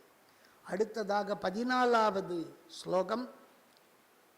இந்த ஸ்லோகத்தினாலே இந்த மந்திரேசர்களை பகுக்கும் முறையை சொல்லுகிறார். இந்த மந்திரேஸ்வரர்களை சில பேரை புவனேஸ்வரர்களாக ஆக்கிறார், சில பேரை மண்டலேஸ்வரர்களாக ஆக்கிறார். நம்ம ஆளுமைக்காக பிரிக்கிறது உண்டு. மொத்த இந்தியாவையும் என்ன பண்ணுறோம், மாநிலங்களாக பிரிக்கிறோம், மாநிலத்துக்குள்ள அதுக்கப்புறம் மாவட்டமாக பிரிக்கிறோம், வட்டமாக பிரிக்கிறோம், வட்டத்துக்கு மண்டலம்னு பேர். அதனால் மண்டலாதிபதிகளாக சிலர், புவனாதிபதிகளாக சிலர், இப்படி பதமுக்தியை சுவாமி கொடுக்கிறாராம். அதை தான் இந்த ஸ்லோகத்தில் சொல்றார்.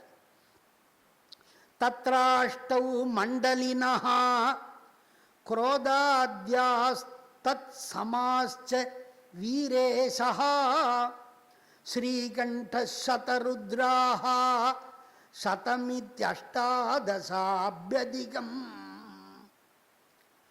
தத்ர அஷ்டௌ மண்டலினஹ க்ரோதாத்யாஹ தத் சமாஸ்ச வீரேசஹ ஸ்ரீகண்ட சதருத்ராஹ சதமித்யஷ்டாதசாப்யதிகம்.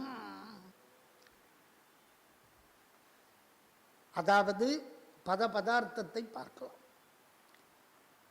தத்ர அந்த சகலர்களில் பக்குவப்பட்டவர்கள் அஷ்டாதசாதிக சத மந்திரேசானாம், அவர்களுக்குள்ளே பக்குவப்பட்ட சகலர்களுக்கு மந்திரபதி புவனேச பதவி என்பதை கொடுப்பதிலே, கொடுக்கும் விஷயத்தில் அர்த்தம். தத்ரன்னா அவளுக்கு முக்தி கொடுக்கும் விஷயத்தில்னு அர்த்தம். என்ன பண்ண போலாம், எப்படி முக்தி கொடுக்கிறார்? கதம் அனுகிரகநாதி, கதம் சிவா ஏதான் அனுகிரகநாதி இது வதத்தி. மண்டலினா, மண்டலி மண்டலே வர்த்தமானாக, மண்டலத்தில் இருப்பவர்கள் அஷ்டவு 8 பேரா. அவள்லாம் யாரு? ககனேசாதயா, ககன ஈசர்கள்னு பேர். இவெல்லாம் 224 புவனங்களுக்கு சைவ சித்தாந்தத்தில் இந்த 224 புவனாதிபதிகளினுடைய பெயர்லேயே அந்த புவனம் இருக்கு. ஊருக்கு என்ன பேரோ அதுதான் அந்த ஊரினுடைய தலைவன் பேர். நம்ம எல்லாரும் என்ன சொல்லுவோம்? அந்த தலைவன் பேரை வச்சு தானே அந்த ஊரையே சொல்லுவோம், அவன் ஊருன்னுவோம். அதனால் அதே போல புவனாதிபதி பேரு தான் அந்த புவனத்துக்கும் இருக்கு. இதையெல்லாம் தீட்சா பிரகரணத்தில் பார்க்கலாம். கோவில்களில் பிரதிஷ்டையில் ஷடத்வன்யாசம்னு பண்ணுவா. 6 அத்வாவில் புவனாத்வன்யாசம்னு பேர். 5 கலைகளிலும் இந்த 224 புவனங்கள் உள்ளே வியாபியமாக உள்ளே பரவி இருக்கும். அந்த 24 எப்படி இருக்கும்னா, கலைகளுக்குள்ள தத்துவங்கள் இருக்கும், தத்துவங்களுக்குள்ள புவனங்கள் இருக்கும். இதெல்லாம் எப்படி இருக்குன்னா பரவி இல்லை, ஒன்றுங்கீழ ஒன்றா, ஒன்று மேல் ஒன்றாக மேலும் கீழுமா இருக்கு. பலூன் மாதிரி வரிசெல்லாம் ஒன்று மேலே ஒன்று அடுக்கி வச்சா எப்படி இருக்கும்? அப்படி ஓத்தப்ரோத ரூபமாக, அதுக்கு பேர் தான் ஓத்தப்ரோத ஸ்வரூபம். ஓத்தம் ஏன ஜெகச்சரான், ஜகத்து சராச்சரமிதம். இந்த உலகமெல்லாம் எப்படி இருக்கு? ஓத்தப்ரோத ரூபமாக மேலும் கீழுமாக சராச்சராத்மகமாக இந்த பிரபஞ்சம் இருக்குன்றார். அப்படியாக இந்த உலகம், அந்த புவனங்கள் தத்துவங்களுக்குள்ள புவனம். ஒரு தத்துவத்தில் 10 புவனம் இருக்கலாம், ஒரு தத்துவத்தில் 8 புவனம் இருக்கலாம். எத்தனை இருக்குங்கிறது சைவ சித்தாந்தத்தில் பின்னாடி நமக்கு சொல்ல போறார். அப்படியாக அந்த புவனங்களுக்கெல்லாம் மண்டலினஹா சமஸ்த கலாமஸ்தக வாசினஹா மண்டலேஸ்வரா. இந்த மண்டலேஸ்வரர்கள் மண்டலி மண்டலினவ், மண்டலினான்னா மண்டல அதிபதிகள்னு அர்த்தம். பன்மையில் சொல்லியிருக்கார். அவர்கள் எத்தனை பேருன்னா 8 பேர். வித்யேஸ்வரர்கள் மாதிரி இந்த மண்டலேஸ்வரர்கள் 8 மண்டலாதிபதிகள். ககணேசர் முதலானவர்கள் அவள்லாம் எங்கே இருக்கான்னா கலா தத்துவத்தினுடைய மஸ்தகத்தில்னார். கலா தத்துவத்துக்கு மேலே தலையில்னு அர்த்தம். நான் அதுக்காக தான் சொன்னேன், மேலும் கீழுமா உலகம் இருக்கு. இப்போ அதெல்லாம் நம்ம சைவ சித்தாந்த தத்துவ புவன பட விளக்கத்தை பார்த்தா தெரியும், பார்ப்போம், சொல்லுவோம். அதுக்கடுத்தது குரோதாத்யாஹாச்ச, குரோதாத்யாஹா குரோதனன் முதலானவர்கள் 8 பேர் குணதத்துவ தலைப்பகுதியில் இருக்கிறார்கள். குணதத்துவம்னு ஒன்று, அந்த தத்துவத்தினுடைய தலைப்பகுதியில் இந்த ஆத்மாக்கள் எல்லாம் வசிக்கிறார்கள். இவர்களுக்கெல்லாம் வசிப்பிடத்தை சொல்லணுமேன்னு முதல்லயே இப்போ தத்துவ பேரெல்லாம் உங்களுக்கு சொல்லியிருக்கார். இவர் கொண்டு போகிற செயலி அப்படி. முதல்ல பதி விஷயங்களை பூரா சொல்லி முடிச்சிடணும், அப்புறம் பசு விஷயங்களை பூரா சொல்லிட்டு பாச விஷயத்தில் தத்துவோத்பத்தியை பற்றி சொல்ல போகிறார். ஆகையினால இவர்கள் எல்லாம் குரோதாதயர்கள் 8 பேர் குணதத்துவத்தில் இருக்கிறார்கள். ககணேசர்கள் 8 பேர். அவ எதில் இருக்கா? கலா மஸ்தகத்தில் இருக்கா. இவ குரோதாதயர்கள் எல்லாம் குணதத்துவத்தினுடைய உச்சியில் இருக்காளாம். குரோதாத்யாஹாச்ச. அடுத்தது தத் சமாஹா, அவர்களுக்கு நிகரானவர்களாய இவர்கள் எல்லாம். இந்த 8 பேரும் அந்த 8 பேருக்கு சளைச்சவா இல்லை. ஈக்குவலானவா, சம தகுதி உடையவர்களாம் பக்குவத்தில். எதில்? பக்குவ நிலையிலே சமநிலையில் உள்ளவர்கள். யார் யார்? ககணேசர் 8 பேரும், குரோதாதிகள் 8 பேரும், அனந்தாதிகள் 8 பேர். இப்படி நம்ம அந்த ஆதிபதத்தால் 8 பேரினுடைய முதல்ல உள்ளவாளை சொல்லிக்கிறோம். குரூப், ஒரு குழு, தேவர் குழாம்னு பேர் இவாளுக்கெல்லாம், தேவகணம் மாதிரி. அடுத்தது வீரேசாஹா, வீரானாம் ஈசஹா வீரேசஹா. யாருன்னா வீரபத்ரர். வீரபத்ர புவனம்னு ஒன்று, அதெல்லாம் பாதாள லோகத்தில் கீழே இருக்கு. அவள் தான் இந்த பிரம்மாண்டத்தை எல்லாம் காவ காக்கிறவா. வீரபத்ரஹா வீரபத்ரேஸ்வராதயாக. இவாள்லாம் யாரு? சதருத்ரானாம் அதிஷ்டாதா. இந்த வீரபத்ரர் யாருன்னா சதருத்ரர்கள்னு 100 ருத்ராள் இருக்கா. அந்த 100 ருத்ராளுக்கும் அதிபதியாக இருப்பவர் வீரபத்ரர். அந்த ஒரு பதவி அவருக்கு கொடுக்கிறார்.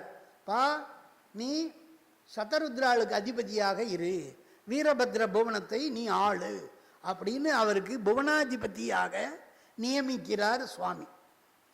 சதருத்ராஹா ஸ்ரீகண்டஹா. ஸ்ரீகண்டர்னு ஒருத்தர். அவர் யாருன்னா ருத்ராணாம் ஈஸ்வரஹா, ருத்ரேஸ்வரஹா.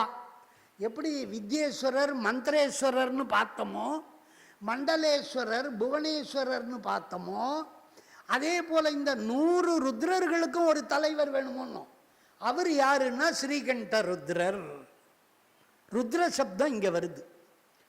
இது அந்த ஈஸ்வர சப்தத்துக்கு அடுத்த நிலை. சதாசிவ தத்துவம், அதற்கு அடுத்தது ஈஸ்வர தத்துவம். அந்த ஈஸ்வர தத்துவம் மகேஸ்வரர், மகா ஈஸ்வரர், ஈஸ்வரர் 2. அதுக்கு கீழே ருத்ரன். இந்த ருத்ரர் ஸ்ரீகண்டர், அதுக்கு கீழே சதருத்ரர். சதருத்ரர்களுக்கெல்லாம் ஸ்ரீகண்ட ருத்ரர் அதிபதியாக இருக்கிறார் அசுத்த புவனமான இந்த பிருத்திவி தத்துவத்தில். இந்த 100ங்கிற எண்ணிக்கையில் உள்ளவர்கள்லாம் யாருன்னா அஷ்டாதசாபியதிகம். இப்படி 18 பேரை அதிகமாக கொண்ட 100 பேர் சதருத்ரர்கள். ஆக 118 பேர் ஆத்மாக்கள், 118 ஆன்மாக்கள். இவர்களெல்லாம் மண்டலேஸ்வரர்களாகவும் புவனேஸ்வரர்களாகவும் புவனாதிபதிகளாகவும் அறியத்தக்கவர்கள். அதான் இந்த ஸ்லோகம். சதம் இதி மண்டலினஹா. இந்த 118க்கு ஒரு கணக்கு சொல், என்னன்னா புரியணுமோ என்ன அப்படின்னா பார்த்துக்கோங்க. முதல் மண்டலினஹா, மண்டலபதி பேர் யாரு? ககணேசாதயா. ககணேசன் முதலான 8 பேர், அஷ்டவ். இவாளுடைய வாசஸ்தானம் எது? கலா தத்துவ மஸ்தக ஸ்தானம். கலா தத்துவத்தினுக்கு மேலே, கலா தத்துவத்துக்கு உள்ள அடங்கல்ல, கலா தத்துவத்தினுடைய தலைமையில இருக்கா. கலா தத்துவத்திலே இருக்கா, ஆனால் மேலே இருக்கா. அதாவது தத்துவ அதீதங்கிற மாதிரி கலா தத்துவ அதீத நிலையில் இருக்கா. அப்படி சொன்னால் ஒரு ராஜான்னா கொஞ்சம் மேலே இருக்கிற மாதிரி உயர்வாக இருக்கா. இரண்டாவது குரோதாத்யாகா. இந்த ஸ்லோகத்தில் சொன்னார் இல்லையா, குரோதாத்யாகான்னு. அவர்கள் யாரு? குரோத பிரபிருதயா 8 பேர். அவர்கள் 8 பேருக்கும் வாசஸ்தானம் குணதத்துவ மஸ்தகஸ்தாகா. ஏதே குணதத்துவத்தினுடைய மஸ்தகத்தில் இருப்பவர்கள் 8 பேர். 8 8 16 பேர் ஆச்சு. வீரேசஹா, இதில் ஏகவச்சனம் இருக்கு பாருங்க. வீரேசஹா, அவர் ஒருத்தர் தான், வீரபத்ரர். அப்படி அவர் ஒருத்தர். ஆக 17வது வீரபத்ரர். அதற்கு கீழே சதருத்ரர், 100 ருத்ரர்கள். அவள்லாம் யாரு? அவளுக்கு தலைமை யாருன்னா கபாலி, கபாலீசாதயா. கபாலீசாதிகள் 100 பேர். சதசங்கியாகாக. அவள் எத்தனை பேர்னா 100 பேர். அவள்லாம் யாரு? அதஸ்தன புவனாதீனாம் கர்த்தா. அவள்லாம் புவனபதி, புவனங்களுக்கு பதி. 100 புவனங்களுக்கும் 100 பேர் கர்த்தாவாக இருக்கா. கபாலி சாதிகள். எப்படி வேதம் சொல்லுத, பிராச்சியை தச பிரதீச்சை தசோதி சீர்தசோன்னு மேல் மேல் திசை கீழ் திசை உள்பட 8 திசை 10 திசைக்கு 10 பேரா 100 பேர். இவெல்லாம் யாருன்னா ஜோதி ஸ்தம்பஸ்வரூபமா. இவெல்லாம் எதுக்காக இருக்கா? இந்த சத்தருத்ராள் பிரம்மாண்ட தாரகாள். இந்த கட்டடத்தை தாங்குதுன்னா தூள் பில்லர் இருக்கு, பாதம் தூண்கள் இருக்கு. அதுபோல் இந்த பிரம்மாண்டத்தை தாங்கிறது இந்த 100 பேர் தானா.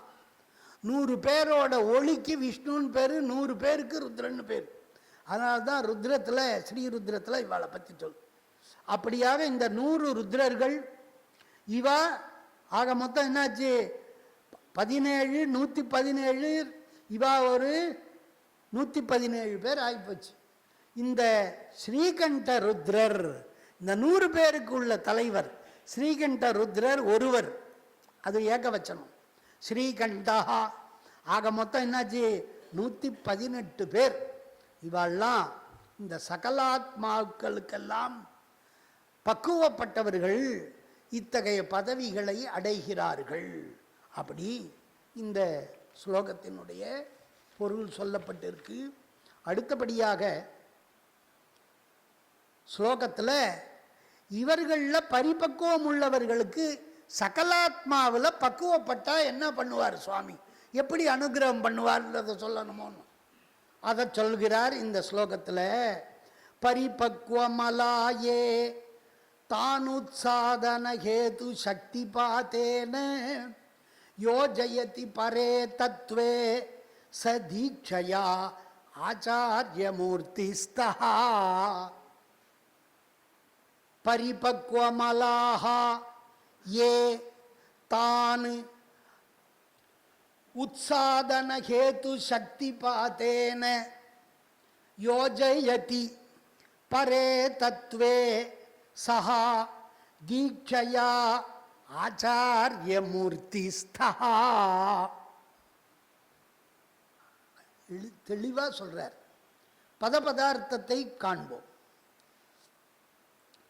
பரிபாகமலானு, பரிபக்குவமலானு இருக்கு. அந்த பரிபக்குவமலானு மலாகா அவர்கள்லாம் எப்படி இருக்கலாம்? பரிபக்குவமான அதிக பக்குவமுள்ள சகலர்களான இவர்களை மட்டும் ஏதானு, ஏதானுன்னு ஸ்லோகத்தில் இருக்கு. பரிபக்குவமலா ஏ தானு ஏதானு, பரிபக்குவமலே ஏதானு, பரிபக்குவமலா ஏதானு. உத்சாதன ஹேத்து சக்தி பாத்தேன, அது என்னன்றதை பார்க்கணும். திரோதான சக்தின்னு ஒன்று இருக்கு. அந்த சக்தியினுடைய நீக்க காரணமாக இருக்கிறது அம்பாளினுடைய சிச்சக்தி. மறைக்கிற சக்தியை போக்கி விளக்கிற சக்தி, தெரியப்படுத்துகிற சக்தி. அதனால் எந்த ஒரு சிவசக்தி திரோதாயினியாக மறைக்கிறாளோ அந்த திரோதாயி சக்தியே மோட்ச பக்குவம் அடைஞ்சிட்டா அவளே என்ன பண்ணா பிரகாச சக்தியாக ஆகிறான், அனுகிரக சக்தியாக ஆகிறான். அதனால் எவள் ஒருத்தி பந்தகியாக இருந்தாலோ அவளே மோச்சினியாகவும் அந்த பாசத்திலிருந்து விடுவிப்பவளும் சிவசக்தி தான். அதை சொல்றார். அந்த பக்குவ நிலை உத்சாதன ஹேத்து சக்தி பாத்தேன, இந்த ஆகமத்துக்கே உரிய சிறப்பு வார்த்தை இந்த சக்தி பாத்தம்ங்கிறது. சக்தி பார்த்தோம்னா பொருள் கீழே உழுதுன்னு பார்த்தோம்னா உழருது. சக்தி பார்த்தோம்னா ஏதோ மரத்துலேருந்து பழம் பொத்துன்னு உழுந்த மாதிரி. பாத சப்தத்துக்கு பதித்தல்னு அர்த்தம். அருட்சக்தியின் பதித்தல், பதிவுன்னு அர்த்தம். இங்கே பாராமுகமாக இருந்த பராசக்தி ஒரு பக்குவ நிலை பட்ட உடனே, பக்குவ நிலை வந்த உடனே அவனை உத்து பார்க்கறா, அவன் மேலே பதியறா. சூரிய வெப்பம், சூரிய கதிர் வெளிச்சம் நம்ம உடம்புல வந்து பதியறத நம்ம என்ன சொல்கிறோம்? வெளிச்சம் என் மேலே விழுதுன்றோம். அதுபோல சிவார்க்க சக்தி தீதித்யா அப்படி அனுகிரகம் பண்றார். சக்திங்கிற கிரணத்தால் அப்படி மறைச்சுன்னு இருக்கு. என்னத்தை மறைக்குது? ஆணவ மலம் மறைக்கிறேன்னு மறைக்குது. அதுக்கு அந்த ஆணவ மலத்துக்கு சக்தி வேணுமே, மறைக்கிற சக்தி வேணுமே. அதை யார் கொடுக்கறான்னா சக்தி தான் கொடுக்கறான். சிவனுடைய சக்தியே அந்த பாசத்துக்கு உதவி பண்றான். ஆணவ மலத்துக்கு நீ மறைக்கிறியா, உனக்கு மறைக்கிறதுக்கு சக்தி வேணுமா, நான் தரேன்னு. ஏன்னா எல்லாத்துலேயும் தான் சக்தி இருக்குது. சக்தி இல்லாத இடம் எங்கே இருக்குது? யாதேவி சர்வபூதேஷு சக்தி ரூபேண, சக்தி இல்லாத இடமே கிடையாது. அதனால் இந்த பாசத்துக்கு உதவி பண்ணா பாரு, அதனால் நீயும் பாசம்தான் போன்னுட்டான். சம்சர்கஜா தோஷம் வந்துடுது. அதனால் அவளை உபச்சாரமாக என்ன சொல்கிறோம்? திரோதாயி பாசம், பஞ்ச பாசத்தில். இப்போ இதுவும் ஒன்று, அதை பின்னாடி சொல்லுவார். இங்கே அந்த கூற்று வருது, மறைப்பு சக்தி. யா திரோதாயினி சா திரோதான சக்தி. மறைப்பு சக்தியை நீக்க காரணமாக இருக்கிறவள் யாரு? சிவனிடத்தில் இருக்கக்கூடிய அருட்சக்தி, அந்த அனுகிரக சக்தி. நிகிரக சக்தி, அனுகிரக சக்தி. அப்படி சஹா, சஹான்னா பதி, பரமபதியான பரமேஸ்வரனானவர் இந்த பக்குவப்பட்டுட்டான், இவனுக்கு அனுகிரகம் பண்ணணும்னு இச்சாசக்தியினால் ஆசைப்பட்டார். விரும்பி, பரமேஸ்வரனானவர் அனுகிரகிக்க விரும்பி, அந்த விருப்பம், ஆசைப்பட்டார் கருணையினால். உடனே அம்பாள் என்ன பண்ணா, அத்துக்கார் ஆசைப்பட்டாருன்னு உடனே போய் அவன் மேலே பதிஞ்சு அவனுடைய பாசத்தை போய்கிட்டான். அப்படி அந்த சிவ நியோக கரணிக்கா சுவாமி நினைச்சா போர், உடனே போயிட்டான். தீட்சையா எப்படி செய்யறாளாம்? தீட்சையினால அனுகிரகம் பண்றாளாம். அப்படி தீட்சை சம்ஸ்காரத்தினாலே மாசு நீக்கி ஞானம் தருவதாலே, தீட்சையா, தீட்சை என்கிற செயலாலே, பரே மேலான, பரம்னா உயர்ந்ததுன்னு அர்த்தம். பரே மேலான பர தத்துவத்தில் உயர்ந்த நிலையிலான தத்துவே, அப்படி சிவசாமிய ரூபமான பெரிய சிவனை ஒத்த பேரானந்த பதத்திலே, உயர்ந்த நிலையிலே, பதமுக்தியிலேன்னு அர்த்தம். பதமுக்தியில் தத்துவே, ஒரு உயர்ந்த தத்துவம். ஒவ்வொரு தத்துவன்னார் இந்த இடத்துல. பதமுக்தி என்ன வார்த்தையில் சொல்றார்? தத்துவம். தத்துவே பதமுக்தியில்னு அர்த்தம். யோஜயதி. அப்ப இதுலேருந்து நம்ம என்ன தெரிஞ்சுக்கணும்? ஒவ்வொரு தத்துவமுமே ஒவ்வொரு பதம், ஒவ்வொரு படிக்கட்டு. இதில் இருக்கிறவா மேலே போகிறோம், 8ஆம் வகுப்பில் இருக்கவா 9க்கு போகிறா, 9ல் இருக்கவா 10க்கு போகிறா. இதுதான் பதம். இது போல 36 படிக்கட்டு, சோபானம். இந்த 36 கடந்து போயிட்டான்னா புனராவர்த்தியே கிடையாது. இதுதான் ஞான தீட்சையினுடைய ஸ்வரூபம். இங்கே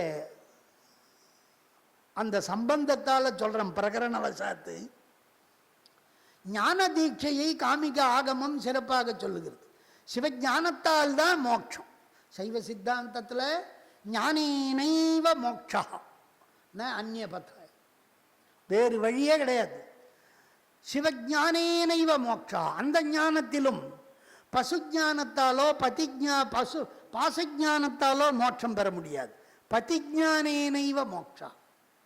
அந்த பதிஞானம் எப்படி கிடைக்கும்? தீட்சையினாலே, பூஜையினால் தான் கிடைக்கும். ஆகையினால தான் இங்கே தீட்சையான்னு சொன்னார்.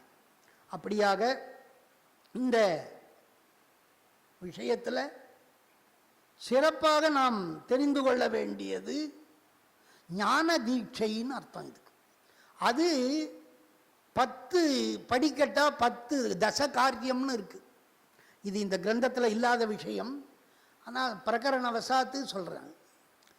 தத்துவ ரூபம், தத்துவ தரிசனம், தத்துவ சுத்தி, இந்த 3ஐயும் தெரிஞ்சுக்கணும். தத்துவத்தோட ஸ்வரூபம், தத்துவ ரூபம். நம்ம தத்துவ பிரகாசம் தானே படிக்கிறோம். இது எதுக்கு உதவுதுன்னா இந்த 3 படி ஏறுறதுக்கு உதவும். தத்துவ ரூபம், தத்துவ தரிசனம், அதை படித்து தெரிஞ்சுட்டா போருமா, அதை கண்ணால் பார்க்கணுமா. தத்துவ ரூபம், தத்துவ தரிசனம். அதுக்கப்புறம் தத்துவ சுத்தி, தத்துவமெல்லாம் பாசம், அதுலேருந்து சுத்தமாகணும். அதுக்கு மேலே ஆத்ம ரூபம், ஆத்ம தரிசனம், ஆத்ம சுத்தி. இந்த ஜீவ ஆத்ம ஜானி, இந்த தத்துவ ஞானம் விட்ட உடனே ஆத்ம ஜானம் வந்துடும். ஆத்ம ஜானத்தால் என்ன பண்ணுறான், தன்னை யாருன்னு உணர்றான். தன்னை உணர்தல், அதுக்கப்புறம் தன்னை தனக்குள்ளே காணுதல், ஆத்ம தரிசனம், ஆத்ம சுத்தி, தன்னை பிரம்மமயமாக சுத்தி செய்து கொள்வது. இப்படி ஆத்மா சம்பந்தமா, பாச சம்பந்தமா, பசு சம்பந்தமா 3, பாச சம்பந்தமா இந்த தத்துவம் 3. அதுக்கு மேல பதி சம்பந்தமாக 4 இருக்கு. 3 3 6 போனா பாக்கி தச காரியத்தில் 4 காரியம் பதியை சார்ந்தது. என்ன? சிவரூபம், சிவ தரிசனம், சிவ யோகம், சிவ போகம். அந்த சிவன் உருவத்தை பார்க்கணும். சிவனை பற்றி தெரிஞ்சுட்டா போறாது, சிவனை பார்க்கணும். சிவரூபம், சிவ தரிசனம். அதுக்கப்புறம் சிவனுக்கு சுத்தி கிடையாது, சிவனே சுத்தி தான். சுத்தத்வாத் சிவமித்யுக்தம். எது சுத்தம் இல்லையோ அது சுத்தம், சிவன் இல்லை. இவர் சுத்த ஸ்படிக சங்காசம், அதனால் இவர் சுத்தம் கிடையாது. அப்போ இவருக்கு என்ன? சிவ யோகம், அவரோட 2.5 கலத்தல். அந்த யோகம் ஆயிட்டா என்ன வரும்னா பேரானந்தம், சச்சிதானந்தம், அப்படியே அனுபவிக்கிறான். சிவபோகம். ஆகையினால இந்த 10 காரியம்தான் ஞானம். ஞானம் ஞானம்னு சொல்லிட்டு இருக்காளே, என்ன? எது அஞ்ஞானம், எது ஞானம்? தீட்சையால் என்ன செய்யப்படுகிறது? தீயத்தே ஞான சத்பாவம், க்ஷீயத்தே கர்ம வாசனா, க்ஷீயத்தே ச மலத்ரயம், தானக்ஷபண யோகாதி தீட்சா சப்த யுகோச்யதே. தீட்சாங்கிறதுலேயே எல்லாம் முடிஞ்சு போச்சு சைவ சித்தாந்த கருத்து பூரா. அதனால்தான் இங்கே சொல்றார் அனுகிருண்ணாதி இத்தியுக்தே. அனுகிருண்ணாதின்னா என்னங்க அனுகிரகம் பண்றார்? எப்படி பண்றார்? நான் பார்க்கவே இல்லை, வரவே இல்லை, தெரியவே இல்லை, எங்க இருக்கார், எப்படி பண்றார்? அதான் தீட்சையா இத்தீரித்தே. என்னன்னா இந்த கர்மனான்னு அர்த்தம். தீட்சாக்கிய ஆகமோக்த கர்மனா, இந்த ஞானாக்கிய கிரியையா, இந்த ஞானமயமான சம்ஸ்காரத்தாலே சக்தி நிபாதம் வந்தாதான் தீட்சை. சக்தி நிபாதம் வர்றதுக்கு என்ன காரணம்? மலபரிபாகம். மலபரிபாகம் வர்றதுக்கு என்ன காரணம்? பக்குவம். இப்படியாக ஒன்றுக்கு ஒன்று காரண காரியம்லாம் இருக்குது, அதையெல்லாம் நம்ம பின்னாடி பார்க்க போகிறோம். அப்படியாக தத்துவத்தில் யோஜயதி, அப்படியாக சொல்றார். ருத்ரமந்திரபதி ஈசான பதபாஜோ பவந்திதே. இதெல்லாம் பதமுக்தின்னு பேர், பரமுக்தி கிடையாது. பரமுக்தி வேற, பதமுக்தி வேற. ஸ்திதௌ யான் அனுகிருண்ணாதி குரு மாஸ்தாய சித்கணஹா. குருவை அதிஷ்டிச்சு இருந்து சித்கணஹா, ஞானக்கிரியா சக்தி சரீரராக உள்ள பரமபதியானவர் குருவின் வாயிலாக இந்த தீட்சையை செய்து ருத்ர மந்திர பதீசானு பதபாஜகா கரோத்தின்னு ஆகமம். அப்படி மிக அழகாக அந்த சுவாயம்புவாகமத்தில் மிக அழகாக சொல்றார். ஏ எத்ராபிலக்ஷேத் போகானு ச தத்ரைவ நியோஜிதா. சில பேருக்கு இவர் வல்கட்டாயமா வற்புறுத்தி எல்லாம் மோட்சம் கொடுக்கறதே இல்லை சுவாமி. அங்கதான் பார்க்க பக்குவப்பட்டுட்டா உடனே தானாகவே மோட்சம் அடைய வேண்டாம். பக்குவப்பட்டு இருந்தா மோட்சம் கொடுக்கலான்னு சுவாமி விரும்பினால் சக்தி நிபாத்தம் ஏற்பட்டு மோட்சம் கிடைக்குது.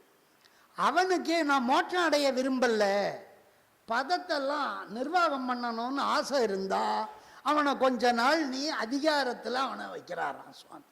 அதிகாரே நியோஜயத்தின்னு சொல்றார்.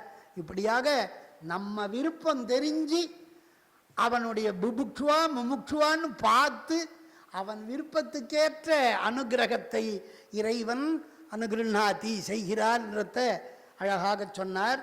அடுத்ததான 16வது ஸ்லோகத்தில் என்ன பற்றி சொல்கிறார்? அபரிபக்குவமலா சகலானாம் ஸ்திதி. இது வரைக்கும் சகலாத்மாக்கள்ல பக்குவப்படாத ஆன்மாக்களை சொல்லிட்டு இவனுடைய பசு பதார்த்தத்தை முடிக்கிறார். இந்த ஸ்லோகத்தோட பசு பதார்த்தத்தினுடைய விளக்கத்தை முடிவுரையாக இந்த ஸ்லோகத்திலே சொல்லுகிறார். என்ன சொல்லுகிறார் பார்ப்போம். பத்தான் சேஷான் அகிலான் வினியுக்தே போகபுக்தயே பும்சஹா தத் கர்மணாம் அனுகமாத் இத்யேவம் கீர்த்திதா பசவஹா. பத்தான் சேஷான் அகிலான் வினியுக்தே போகபுக்தயே பும்சஹா தத் கர்மணாம் அனுகமாத் இத்யேவம் கீர்த்திதாக பசவஹ. உங்களுக்கு பதச்சேதம் பதார்த்தம் புரியும், அன்வயமும் தெரிஞ்சிடும். அதனால் பதார்த்தத்துக்கு போகும். இப்படி ஒவ்வொரு பதத்துக்குமே அவதாரிக்க சொல்லிகிட்டே போகலாம். ஆனால் காலம்தான் இல்லை. அப்படி ஒவ்வொரு பதமுமே இங்கே சித்தாந்த காரணத்தோடு போட்டிருக்கார் நூலாசிரியர்னுடைய ஒரு தெய்வ அனுகிரக ஞானம். அபரானுன்னா மற்றவர்கள்னா வேறு யாரோ இல்லை, சகலர்களில் பக்குவப்படாதவா இருக்காளே. சகலர்களை ரெண்டா பிரிச்சிங்களே, ஒன்றுக்கு தானே ஸ்தானம் சொன்னீங்க, இரண்டாவது நிலையில் உள்ளவாளுக்கு என்ன கதி சுவாமி? அதுக்காக பதில் சொல்றார். சகலாத்மசு அபரிபக்குவமலான்னு, சகலாத்மாக்களில் பக்குவமடையாத மற்றவர்களைனா பக்குவமடையாத வேறு சில பேர் இருப்பா, அவளை பத்தானு மலம் மாயை கண்மம் ஆகிய 3 வகை பாசங்களாலே கட்டுண்டவர்களாக இருக்கிறார்கள். 3 பாசம் இருந்தால் தானே சகலர்னு சொன்னோம். ஆகையினாலே இவாளுக்கு 3 பாசமும் பூர்ணமாக முழுமையாக இருக்கு. பும்சஹா ஆன்மாக்கள், பும்சஹான்னா பகுவச்சனத்தால் பல ஆன்மாக்கள், பலரை, பும்சஹா பல ஆன்மாக்களை, தீட்சை பெற தகுதி அற்ற உயிர்களை. இதெல்லாம் யாரு? தீட்சை பண்ணு பக்கம் இன்னும் பக்குவம் வரல. பக்குவம் வந்தால் தானே தீட்சை பண்ண முடியும். அப்பக்குவமலா அனுகமாத்து, அவளையெல்லாம் அனுகமனம், அனுகமம்னா பின்பற்றின்னு அர்த்தம். என்ன அழகான வார்த்தை. அவா கண்மமல பக்குவத்தை பின்பற்றி சுவாமி அனுகிரகம் பண்றாரு. சுவாமியும் எதிர்பார்த்துட்டு இருக்கார், பக்குவப்படுறானா அப்படின்னு. அப்படி அனுகமாத்து அனுசிருத்திய தத் கர்மானுசாரத்தான்னு அர்த்தம். கர்ம வினைக்கு ஏற்ப அனுசரித்து பலவாறாக பலரையும் எல்லாரையும் என்ன பண்றாராம்? போக புக்தையே, இந்த வாழ்க்கையில் இந்த உலகத்தில் சுகபோகத்தை நீ நல்லா அனுபவிக்கிறதுக்காக, போகத்தை அனுபவிப்பதற்காக, புக்தினா சாப்பாடுன்னு அர்த்தம். சாப்பிட்றதுன்னா என்ன? நம்ம வயிறார சாப்பிட்டா நம்ம சுகத்தை அனுபவிக்கிறோம், ருச்சியை அனுபவிக்கிறோம். அதுபோல இறைவன் படைத்த இந்த உலகத்தில் உள்ள அத்தனை பொருட்களையும் தான் நுகர்வதற்கு போகம்னு பேர். போகத்துக்கு தான் புக்தி, அனுபவம். புக்தி புஜ பாலன அபியவகாரையோ, காப்பாற்றுறதுன்னு ஒரு அர்த்தம், சாப்பிட்றதுன்னு ஒரு அர்த்தம். சாப்பிட்டா தானே காப்பாற்றி ஜாக்கிரதையாக இருக்க முடியும், பசி. அதனால் அன்னமும் அவர் தான். அகமன்னமன்னம் அதந்த மத்மின்னார், அதுபோல் அவரே தான் எல்லாம். அப்படியாக போக புக்தையே. போகம்னா என்ன? நம்ம முன்னாடியே பார்த்தோம். சுகம், துக்கம், வேதனா இவை வடிவமாக இருக்கக்கூடியது போகம். புண்ணியம் பண்ணியிருந்தால் சுகத்தை அனுபவிக்கிறான், பாப்பம் பண்ணியிருந்தால் துக்கத்தை அனுபவிக்கலாம். இப்படியாக அந்த கர்ம பலனுக்கு போகம்னு பேர். வினியுங்தே கிரியாபதம் என்ன சொல்றார்? போகத்தை அனுபவிக்கும் விஷயத்தில் இவர் என்ன பண்றார்?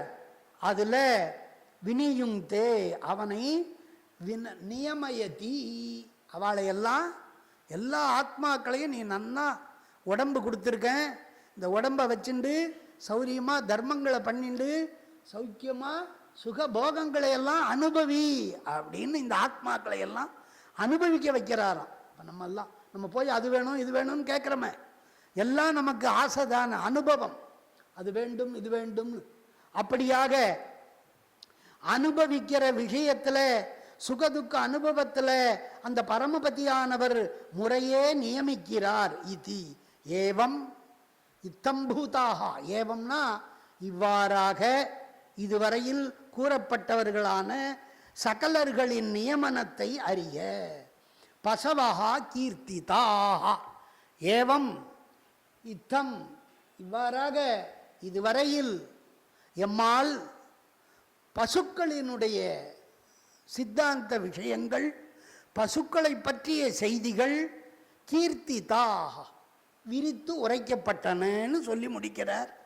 அந்த வகையில் இதனுடைய பாவார்த்தம் இதுவும் முன் கூறியதனுடைய தொடர்ச்சி தான். இதுவும் சகலர் என்கிற மும்மலமுள்ள மாசு கட்டுண்டுள்ள பத்தாத்மாக்களில் பக்குவம் அடையாதோரை, தீட்சைக்கு தகுதியற்றவர்களை அவரவர்களின் வினைக்கு ஏற்ப போகத்தை அனுபவிக்க செய்கிறார். இவ்வாறாக 3 வகையில் பசு பதார்த்தம் எனப்படுகிற ஆன்ம விளக்கம் கூறப்பட்டது. அதான் இந்த ஸ்லோகத்தினுடைய கருத்துரை. இதனுடைய தொடர்ச்சியை அடுத்த வகுப்பில் நாளைய தினம் பார்ப்போம். ஓம் சிவோ நாம ரூபாபியாம் யா தேவி சர்வமங்களா தயோ சம்ஸ்மரணாத் பும்சாம் சர்வதோ ஜெயமங்களம்.